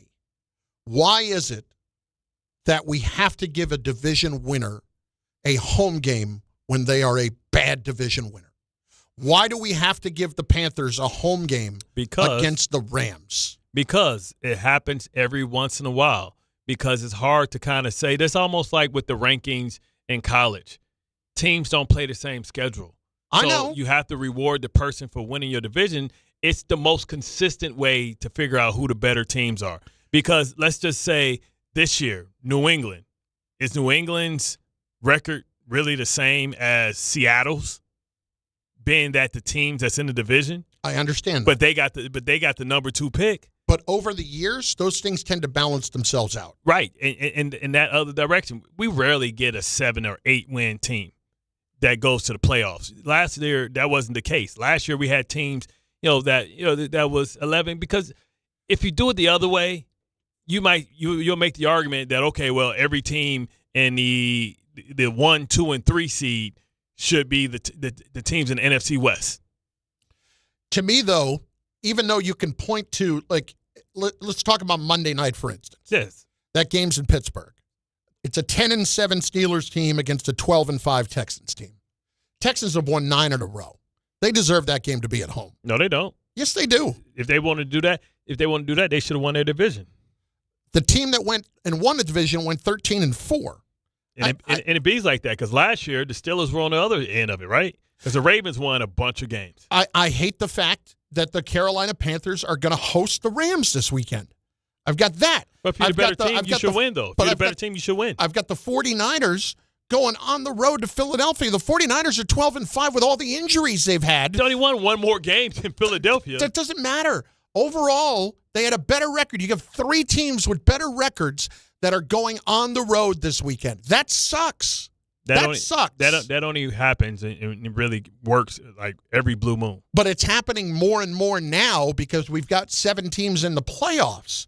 And you know this too. We are going to have these bad divisions. Like the AFC South, we could talk about how bad it was. Well, they just had a 12 and a 13 game winner. So how bad could it be? All right? The other two teams may not be good, but the Colts were very good for a while halfway through the year. There's really just one bad team in the AFC South. We knew the AFC North was going to be a dogfight, but just because of that, it's not like because they're all great teams. But people don't think that the AFC North, they don't think the Ravens are a bad team, even though their record is bad. Say that again? People don't think the Ravens are a bad team. It's just that their record is bad because of their quarterback being hurt. Well, but this is my point. No matter what the extenuating circumstances are and a quarterback being hurt or whatever, the team that has the better record, that has accomplished more during the season, has the right to have a home game. And for me, you want to talk about how is the NFC West a worse division than the NFC South? No. NFC West is a good division. Yeah, exactly. The Rams won 12 games, and they're going on the road to the NFC South. Well, The Panthers won 8-9. That's terrible. One of the 8 wins is against who? They beat the Rams. I know that. Okay. So who's it's not like that's a tiebreaker, though. So who's a better team? Well, it's not like that's a tiebreaker. No, but they beat them at home. But who's the better team? All right. So who's the better team between the Packers and the Bears when they've split games twice? Or they split the 2 times they matched up in the last month. Well, they split. Yeah. And one game had Michael Parsons, and the other one didn't. Listen. So I would say the Bears. You can say all you want about that. For me, it's not about who you play; it's when you play them. Well, then what's the whole point of the entire season then? Like that's like a college football argument. Like there used to be the argument where we'd have it at the beginning of the year. Well, it's not about who you play; it's when you play them. Well, they played them at the beginning of the year and they lost. No, now they count them all the same. The thing about NFL, you can't go with past performances. Listen, I've been the guy that's knocking New England for the fact that I don't believe in them. Watch them go. If they go lose, they lose. But do I expect them to lose to the Chargers this weekend? I don't. I do. You think so? Yeah. Even with what's going on with that offensive line? I think Herbert will find a way. It'll be interesting. But I'll tell you what, if those 3 teams win, like that would reinforce to me even more that they should have been playing at home, meaning the Texans, the 49ers, and the Rams. The Texans should win, but how many times did the Texans host a game because they was in a weak-ass division? Nobody complained for them. Nobody cried for the team that had to go to the Texans. Nobody ever cried. But it was like the Browns and Texans 2 years ago. The Texans or the Raiders and Texans 7-8 years ago. The Texans used to win the division all the time under Matt Schaub and Bill O'Brien. But my point is simply, why can't we reseed when we've made the playoffs bigger? It's too damn complicated, man. No, it's not. Why are we reseeding? You had a better record than me. You get to host the game, period. I had a harder strength of schedule than you. I had a harder strength of schedule than you. I'm sorry that you had a harder strength of schedule. I'm sorry, than me. I'm sorry. That's not my problem. I'm sorry, New England. That you got. I won the games that were in front of me. New England got Miami. New England got the Jets. New England had the easiest schedule. They should be punished for not winning them all. And the Bills are even worse. The Bills were favored in every game they played in. Well, the Bills are going on the road. And they deserve to. Well, they're 12-5, and they're on the road against who? A 13-4 team, as they should be. Right, but if they would have played anybody else, they would have been. They would have. If they would have went, they could have went to the Texans. You know what I mean? Listen, you can tell me all you want about this. Those divisions and when teams are good and bad, that all balances out over the years. So in your scenario, then let's not even have AFC NFC. Let's just go over records. No, I'm saying. So why do we do that? What do you mean? Why do we separate them to AFC and NFC? So that they have. Why don't we just go to best records in football? You could do that too in the power ranking. If you want to get rid of it, but we don't do that because NFC plays different teams than the AFC, which is why when you go to the divisions, we take the divisions winners because they play the same opponents. That's fine. Mic drop. It's not a mic drop when the 8 and 9 Panthers are hosting the 12-5 Rams. Who they beaten? Yes, they beat them, but it doesn't mean they're a better team because throughout the course of the year, the Rams were 4 games better. The Rams have actually been choking during the end of the season. So you're going to take the Panthers? I'll take the points. All right, remember that. Remember that tomorrow. When when Rico get busy, don't say nothing. You think Rico's going to get busy against the Rams? Well, they turned over Matthew Stafford a lot. Yes, they did in the first game. I think he had 4 picks in that game. Yeah, 3 picks, maybe. Yeah, and they ran the hell out of the ball against them. Rico and Hubbard. All right, so we'll see. Hey, Mother Tubbard. We'll sitting see. in a cupboard looking for a bowl of chili. One fell down and came back around. I'm sorry. If you put together a better record than the other team, you should be hosting the game. That's not true. That's all there is to it. That's all there is to it. That's not true. It's Bart Carlin on ESPN New York and on the ESPN New York YouTube page. The news of the day involves the Miami Dolphins firing Mike McDaniel. Why is that the news of the day? Well, seemingly they are going out of their way to tell everybody on the planet and every insider that there is that them firing Mike McDaniel today, 4 days later, has absolutely nothing to do, is 100% independent of John Harbaugh getting fired. And Shaq Alexander being added to the general manager list. Exactly. So let's go through this. The Dolphins, as far as a timeline, on Monday night at like 6:30, announced 4 or 5 candidates that they were going to be talking to about the GM job. Tuesday afternoon, John Harbaugh gets fired at 5 o'clock, 4:30. At 6:30 Monday night, mysteriously, Chad Alexander, he of the Chargers now, and for a long time of the Ravens. And Jets. And Jets as well? Yeah, he was with the Jets with Joe Douglas. Okay. For 4 years. He gets added to the Dolphins interview list for the GM. Then he does well in his Zoom interview, and he has an in-person interview tomorrow or today with 2 other candidates. So they're doing 3 final interviews today before the Dolphins announce who their GM is going to be tomorrow all of a sudden. So in the span of 4 days, you've done your GM search. How you make that? I mean, Tannenbaum was out here doing this for 5 weeks. And that has absolutely nothing to do with hiring John Harbaugh, who worked with Chad Alexander forever. And Anthony Weaver. Oh, my God.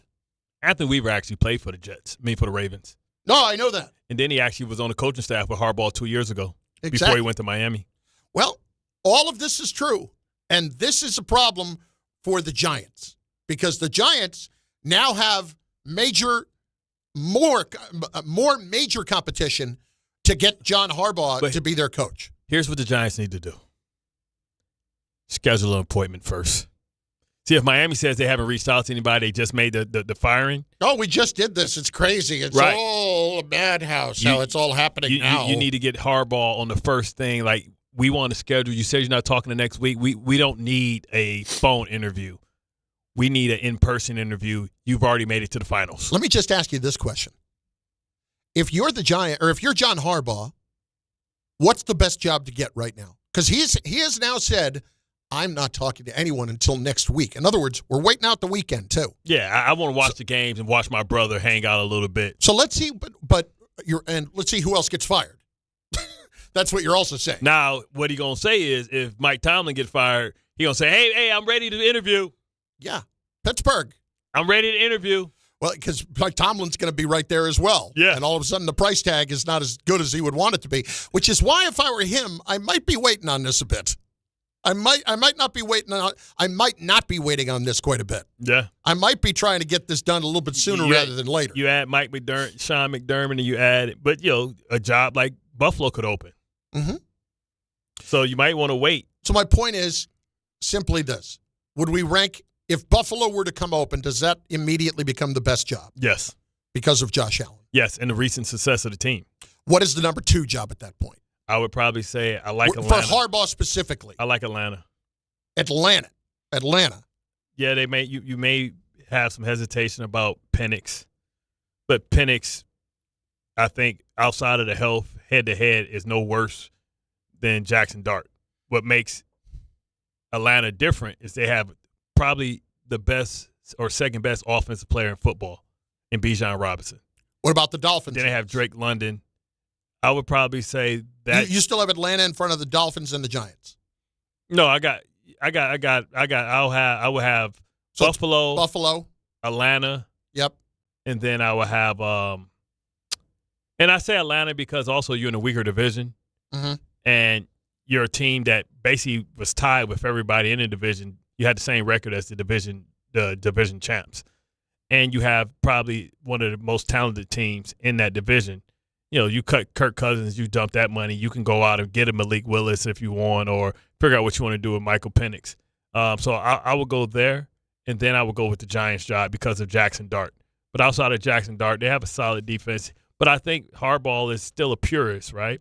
He's a purist. His father's a coach. His brother's a coach. I think he really appreciates the fact of the history of the Giants. So he may have the Giants number 2 or maybe even number 1. But you personally would have them 3 or 4? I would have them 3. Ahead of Miami? Yeah. Because that Tua thing is a mess. I mean, now it's not a mess if you're cutting him and going to eat that big salary cap and go get Malik Willis, but Malik Willis is unproven. Bart Carlin, ESPN New York, and on the ESPN New York YouTube page. So all of a sudden, the Dolphins appear to be pushing to try to go and get the top person on the market right now, which would be John Harbaugh, even though they insist that they made this decision independent of that. It's Bart Carlin, 800-919-3776. Get involved on it now on ESPN New York. Every 40 seconds, a child is reported missing. That's 2,000 children every single day. It's a heart-wrenching reality that we can no longer ignore. Find the Children is a non-profit organization dedicated to helping find missing kids. You can be a part of their mission by donating your unwanted vehicle, running or not. Call 1-800-294-0222. We guarantee that you will receive the maximum tax deduction. We provide fast, free pickup with 24-hour response. Call 1-800-294-0222. Find the Children provides crucial resources to help find missing children and educational materials to teach kids how to recognize and avoid predators. Our recovery programs have a proven track record of reuniting kids with their families. It's time to act. Donate your unwanted or unused car. Help us build a world where every child is safe. Pick up the phone and call 1-800-294-0222. Together, we can bring these kids home safely. This advertisement was paid for in partnership with Cars R Us and Find the Children. FanDuel is giving all customers a profit boost every college playoff game day. That means more chances to level up your picks and turn big moments into even bigger wins. Ride with the favorite, take a shot on the underdog, or build a parlay. Then apply your profit boost and go for bigger winnings.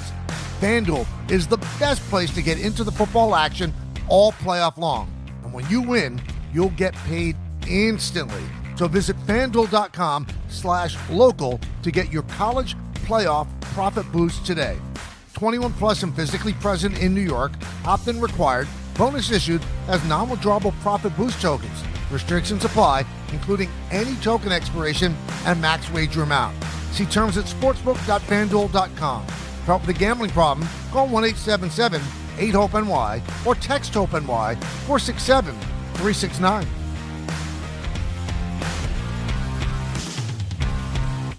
If you've been injured on a construction site, then you need a lawyer who knows New York's unique labor laws. At the Parisman Firm, they have decades of experience handling construction accident cases and a proven track record of delivering huge results. Their team has already recovered nearly $1 billion for hardworking New Yorkers. From scaffold accidents to slip and falls and equipment failures, they've got your back. Call the Parisman Firm now at 718-WORKERS. That's right, 718-WORKERS, because your case is their cause. Get the justice you deserve today.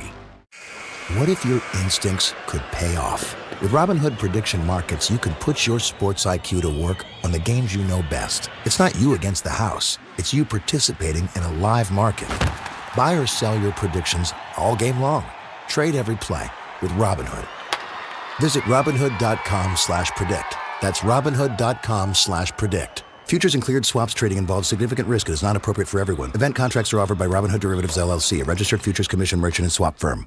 Hey, New York and New Jersey, Boost Mobile has an unlimited talk, text, and data plan that's only $25 a month forever, meaning you'll only ever pay $25 a month for the rest of your life. Who wouldn't want unlimited wireless when it only costs $25 a month forever? If you don't, you must be one of those people who enjoy overpaying for their phone plan. $25 a month forever is truly as good as it gets, so go online and switch now at boostmobile.com. After 30 gigabytes, customers may experience slower speeds. Customers will pay $25 a month as long as they remain active on the Boost Mobile Unlimited plan. You know the rush when you reach that goal, when something you've worked for pays off. That's success. At University of Maryland Global Campus, we believe you should never stop chasing it. That's why we offer a skills-based education that helps move your career forward. Learn how to apply emerging technologies like AI and data science. Build your leadership and critical thinking skills. Apply by February 11th and save with no application fee. Learn more at umgc.edu. Certified to operate in Virginia by Chev. Wendy here. If you're looking to add a star player to your financial roster, you should take a look at SoFi's personal loans. SoFi's got some amazing moves that would be a valued addition to any team, like low fixed rates when you consolidate your debt, no fees required, and as soon as same-day funding. View your rate at SoFi.com/roster to get started. Loans originated by SoFi Bank, N.A. member FDIC. Terms and conditions apply at SoFi.com/roster. NMLS 696891.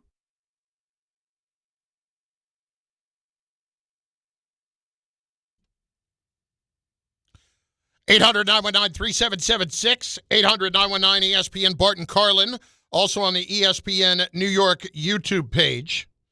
A couple of people chiming in over there. Johnny Blaze, maybe to try to turn Dart into a Lamar-type player. Dart doesn't have that kind of speed. Lamar, when he is at his best, the fastest guy on the field. The fastest guy on the field, he's a video game. Yeah. He's like literally when you watch in person, it looks like a video game. And he never get hurt. He just be stepping back, stiff arm here. I'll make you miss 9 seconds. Yeah, nah. I wouldn't do that. Also comments, maybe the Giants should just hire Harbaugh. Don't waste any time. That's not the point. It's whether or not Harbaugh wants to come here. Right. And that's why he's sitting back and waiting here a little bit. By the way, Giants just asked for permission to talk to another assistant, Darren Rizzi, from the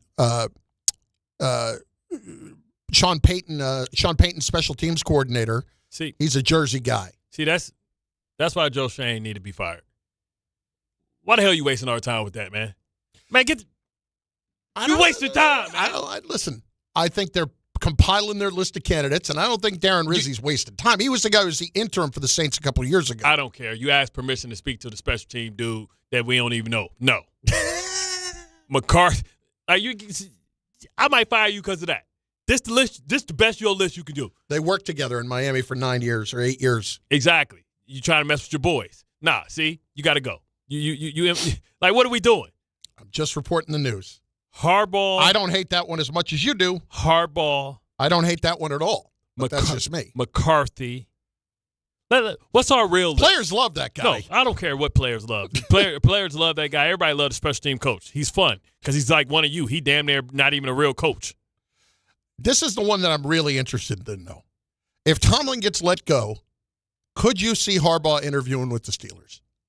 No. Now, talk to me about that. Like, why is that such a thing that could never happen? One, the two organizations, I think they have a healthy hatred. They would never cross enemy lines. You've had players that have crossed enemy lines. Like Patrick Queen can never come back. It's never been a Steeler that crossed the line and went over to the Ravens. Rod Woodson did. He did. But he went to the Raiders first and then to the Ravens. But still, yeah. And that was before. That's when they were just started as an organization. That wasn't they weren't even 4 years. They were 4 years old as an organization when he did that.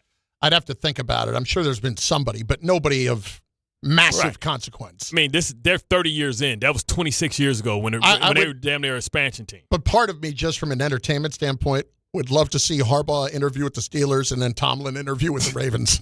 See what you can do with those guys. That would be amazing. That would. But, like, realistically, like, top candidates out there. I mean, we can't put Brian Flores. Even though Brian Flores, I believe I can see Brian Flores getting a job. He is going to interview with the Ravens. I can definitely see that happening. Yep. But realistically, what are the candidates, the top three candidates for the Giants? For the Giants. It's got to be Harbaugh, McCarthy. Yep. Harbaugh, McCarthy, and is it Mentor or Shula? Did they officially say Mentor yet? That the Giants were interviewing Mentor? I didn't see that one yet. So is it Shula? Shula would be there. Hafley would be there. Who was the one? Is Stefanski? Is you putting him in front? You putting him third? Yes, probably put him third. Stefanski, and if our guy Spagnuolo. I haven't heard them ask permission to speak to him yet. If he's out there trying to do it, I don't know why you wouldn't take him seriously.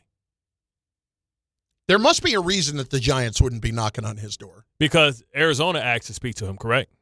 Yeah, it's Arizona, though. But I don't care. If he wants to be a head coach, he's one of the winningest assistants in probably NFL history. I know. I guess with the and point he won 2 for you. The point I'm trying to make is, if I'm Spags, like, the only interview I can get there is Arizona and then maybe Tennessee. Like, I'd like to get to one of the better jobs. That's what I'm saying. The Giants. He deserves to. That's what I'm saying. The Giants should be interested in him. Because he'll fix that defense overnight, and you have a great offensive nucleus. Yeah. Schefter just tweeted this out.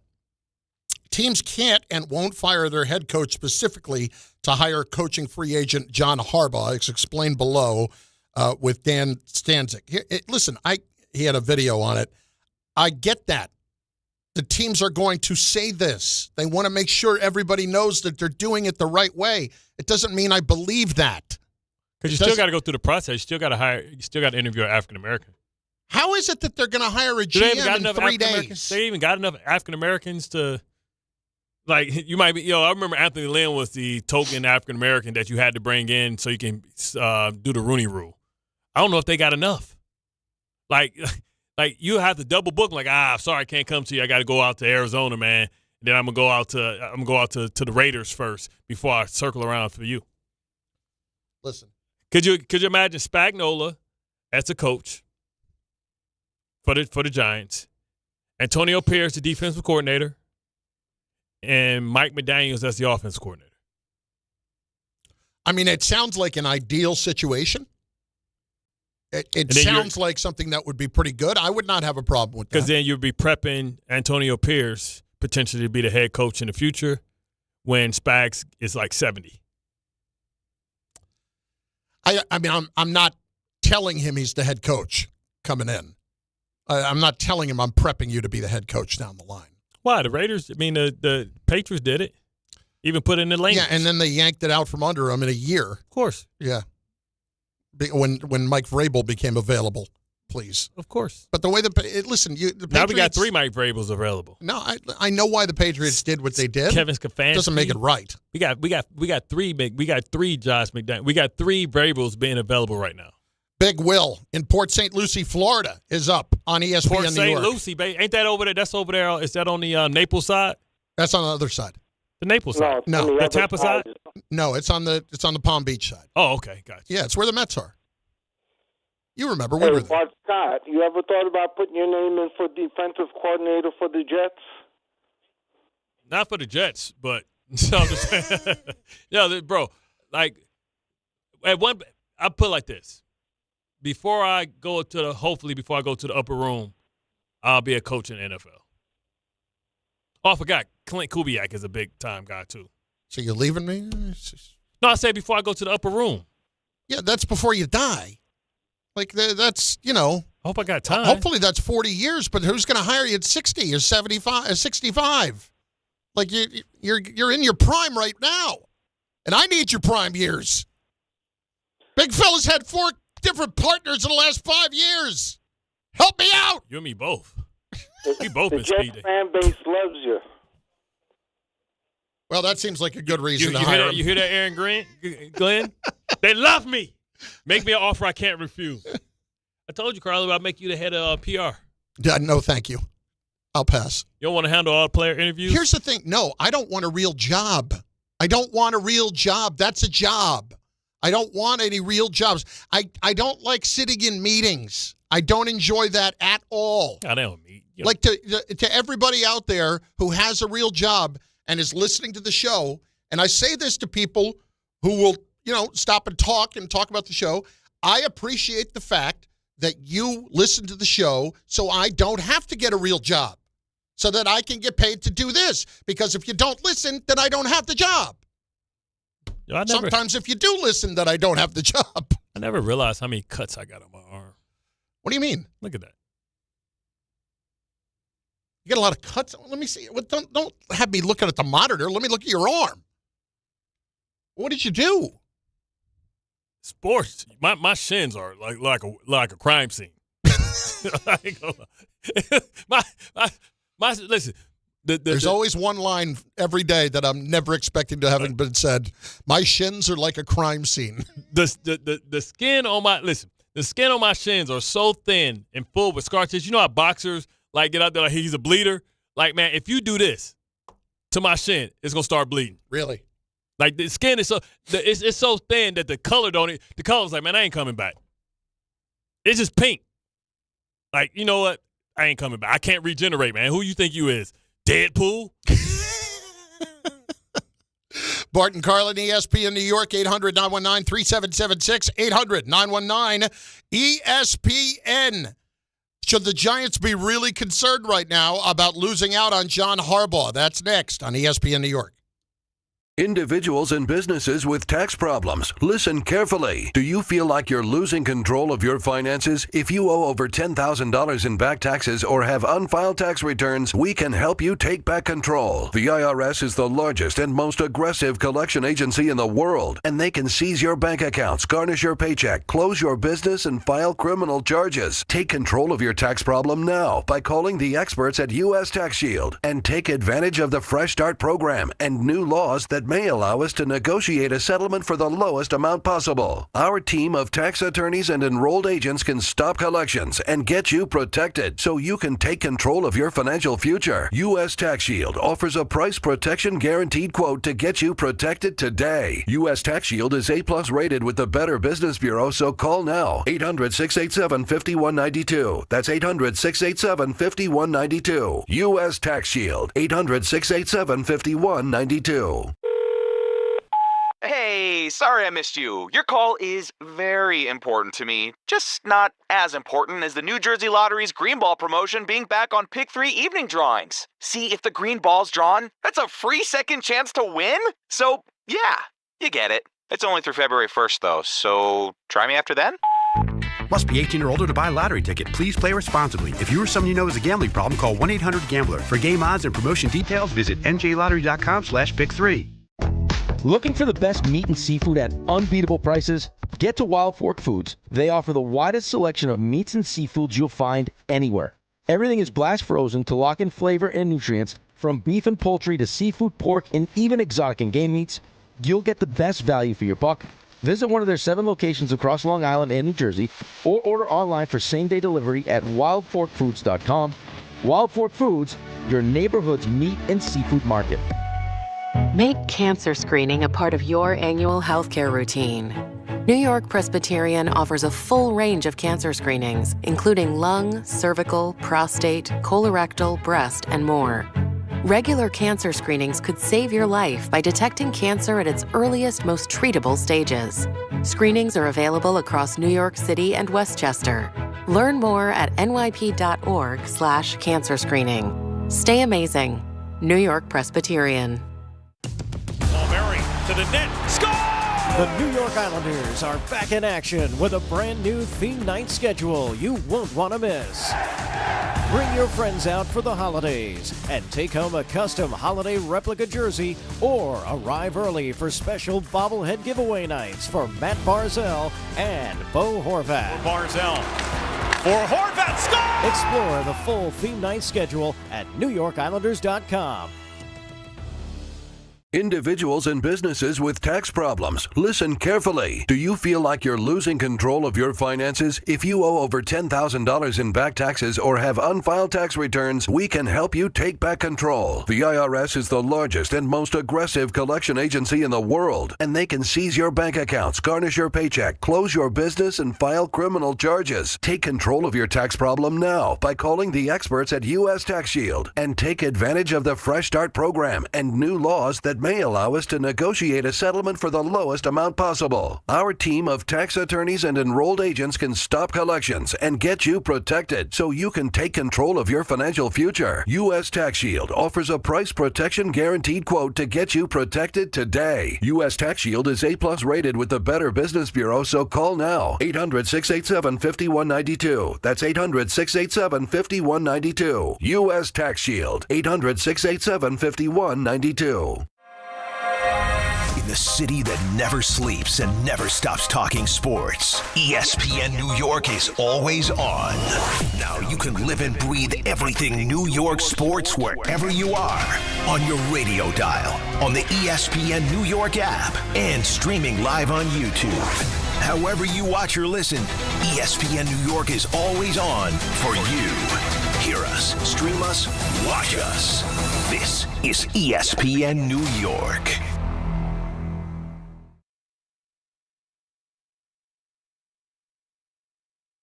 This is an interesting little development. I'll tell you about that in 30 seconds. First up, though, game time brought to you by Tullamore Dew Irish Whiskey, because when it's game time, it's Tully time. 7 o'clock, Rangers hosting the Sabres at Madison Square Garden. Coverage, 6:30, right here on ESPN New York. Also on the ice at 7, Devils are in Pittsburgh to play the Penguins. Islanders in Nashville to take on the Predators. 7:30, college football playoff semifinal begins with the Fiesta Bowl. It's Ole Miss taking on Miami. You can watch the game on ESPN, and you can listen on 1050 ESPN. We had Mark KESTECHER on earlier. We had Ian Fitzsimmons on yesterday. They'll be with Kelly Stauffer tonight. You can hear it right here on 880 immediately following the Rangers tonight. Tullamore Dew is the original triple distilled, triple blended, triple cast matured Irish whiskey. Be sure to grab a Tullamore Dew or try the new Tullamore Dew Honey during today's action. Glasses up to enjoying Tullamore Dew responsibly. Okay, this from Giannis, who has said this about Milwaukee. Apparently, he told this to The Athletic. Quote, "My plan is to be here for the rest of my career. If they don't want me, I'm not the one in charge. I am an employee." End quote. I'm sorry, what? Right, that's why you got Dame Dollar to come by. That's why you had the Knicks as on your list. Like, come on, man. Translation. I'm the only winner on the team. The rest of them are losers, either by choice or by birth. Who's that? Who's the guy that they brought in from the Pacers? Like, that was supposed to keep him quiet? The big guy. Why is Miles his name Turner? escaping? Miles Turner, thank you. His name was escaping me for a moment. Like, come on, man. This is who you want to be. My back hurt from carrying all these bums every day. 800-919-3776. Do you read anything into that whatsoever? Nah, I do not. No, nobody cares. I do not. Do you think that affects any part of Giannis here before the trade deadline or before the offseason? How many times have we heard coaches say, "I want to stay here for the rest of my career"? Yeah. Come on, man. We don't believe that. He don't believe that. And he don't expect us to believe that. Joe in West Harrison is up on ESPN New York. Joe, what's going on? Hey, gentlemen, Happy New Year to both of you. Hope all's well. I'm going to throw out something that's a reach, never happened. I don't know if it's ever happened before. So we all agree that Aaron Glenn was a great defensive coordinator, correct? No, we wouldn't say he was great. Well, he was good enough to come. No, it wasn't so much about that. It was that they thought they thought that he had the traits to be a good head coach as a leader. Okay, that makes sense. That makes sense. And then we also agree that maybe part of the reason they won't fire him is 5 years, a lot of money. Yeah. So, again, take this tongue-in-cheek. Why not make him the defensive coordinator and assistant to the head coach? Bring in a proven guy. If you could get a Harbaugh, the top tier Stefanski, especially if you're going to draft a – that's an amendment in your contract. That's voided. Like, I get to leave. You can't demote me and tell me that I have to be under somebody else. Once you're the head coach, that's the contract that you sign. A demotion means basically a firing. You got to pay me my money, and I'm out. Why would I stay here and be like emasculated in front of my team and lose all power and say, okay, has that ever happened? Now, it's been a head coach that moved up to the management. We saw that in Boston. Yeah. We never seen a coach get demoted and say, okay, I'm good with that. Not that I can think of. It's a void in the contract. What head coach would ever do that? Doesn't matter who you are, you'd never do that. I mean, that's just dumb. I don't even see that happening in corporate I don't even want to waste the breath on it. Yeah. Honestly. Let's go to Griff. I would like to cleanse the palate and talk to Griffin in Connecticut, of course. Griffin, what's going on, buddy? How are you? Hey guys, how are you? First off, Happy New Year. Happy New Year, brother. It's late, though, Griffin. It's January 8th. Like, we're a weekend. Come on now. At what point do you stop saying Happy New Year? It's 4 or 5 days in, I think. Yeah. Okay. Maybe next week. Maybe next week you call quits because I feel like a lot of these people haven't talked to you, so they want to get it in. Thank you. Next Griff. Next week is your full week. Your for a second week, call quits. It's your first week. Next week, it's your second week. Call quits. All right, you're not setting the rules here, okay? That makes so much. That makes so I'm much not sense. trying That makes so much sense because Chris, you was out having fun all last week. There while was I was not here any- manning the captain's log. Yeah, there was nobody out there with saying, Jake you know what, Assman. I can't wait to get back so I can wish Carlin a happy New Year. Yeah, can't wait for Carlin to be back. Jake Assman. Let me get to my point. Bart, I'm wondering what you think in Wild Card Weekend. What team could be on upset alert? What upset could happen this weekend on Wild Card Weekend? The Rams. I'm wondering what you think. The Rams, because whenever you can run the ball and they beat you before, they're going to be emboldened. Yeah, Usually but rematches don't. An upset. Yeah, it's a 10.5-point favorite. Hold on. The Panthers are the worst team. Like, the Panthers are the worst team in the playoffs. They're under 500. Yeah, they're under 500. You don't think that'd be an upset if they lose to 12? 10.5-point favorites, Griffin. The Rams are on the road. That means if it's a neutral site game, they're 2 touchdown favorites. Yeah, Griff. That would be. Yeah. I wouldn't consider that an upset. That if a 2-touchdown favorite loses, that's not an upset. Oh yes. That's what we're saying. Yes, if the Panthers beat the Rams, then yes. That's what Bart was saying. That's what I said. Oh. You think the Panthers could upset the Rams? They beat them already. Whenever you can run the ball, weird stuff happens. Like, because if you get a turnover or two, playoff games have been weird. Like, when we went out there as a team that won 9 games and we went out to San Diego after the second win, after we beat the Bengals, like, nobody expected that offense to be held to 17 points. So, yeah, but also I'll give you another one. I would give Jacksonville beating the Bills. I think people still think the Bills are the favorite because they believe in Josh Allen. I don't think they believe that Trevor Lawrence is taking that next step. It's not a big favorite, but the Bills are 1.5 favorites. Yeah. Here's the point, though. Griffin just came on, asked you for an upset. I gave him the biggest. You gave him the biggest possible underdog upset of the weekend, said that's not an upset, and thought you were picking the Rams. And then, the Panthers beating the Rams, that would be an upset. Meanwhile, the rest of the games this weekend are like less than 5 points, if I'm not mistaken. Yeah. I think they all are less than 5 points. I just want to take a quick look here. I believe the largest spread other than that is the 49ers are 4.5-point dogs to the Eagles, if I'm not mistaken. Let's see here. Panthers 10.5, Bears 1.5, Buffalo 1.5. Eagles are now 5.5-point favorites. Isn't it fascinating that we get to see McCaffrey versus kind of like Saquon head-to-head? Can we talk about McCaffrey for a second? Yeah. How is McCaffrey not talked about more for Offensive Player of the Year? You look at who the actual favorite MVP is, right? Jackson Smith-Njigba is the favorite for Offensive Player of the Year. 10 touchdowns, 1,700 yards. McCaffrey's got over 2,000 yards and over 20 touchdowns combined. Yeah, but the reason is because his rush yards isn't that high. It's 1,200. It's not 500. His rush yards are pretty good. It's not terrible. Did he get 1,000 receiving? But I believe he finished just short. You got guys like Derrick Henry, guys like Cook over 1,600. They 400 yards ahead of him. I understand that, but then he's got all the receiving yards too. Yeah, no, I'm with you. James Cook does not have those kind of receiving yards, I don't believe. Njigba probably, I think because Njigba is that the third most receiving yards in history? Yeah, I mentioned the 20 touchdowns he's got. I'm talking about Njigba. Njigba's got 1,793 and 10 touchdowns and 119 catches. He's not even going to lead the league in catches. He's going to finish like 4th. Yeah, because Puka really is more Jamar Chase, and Trey McBride. But Puka missed like 2 games. That's what makes Puka stuff crazy.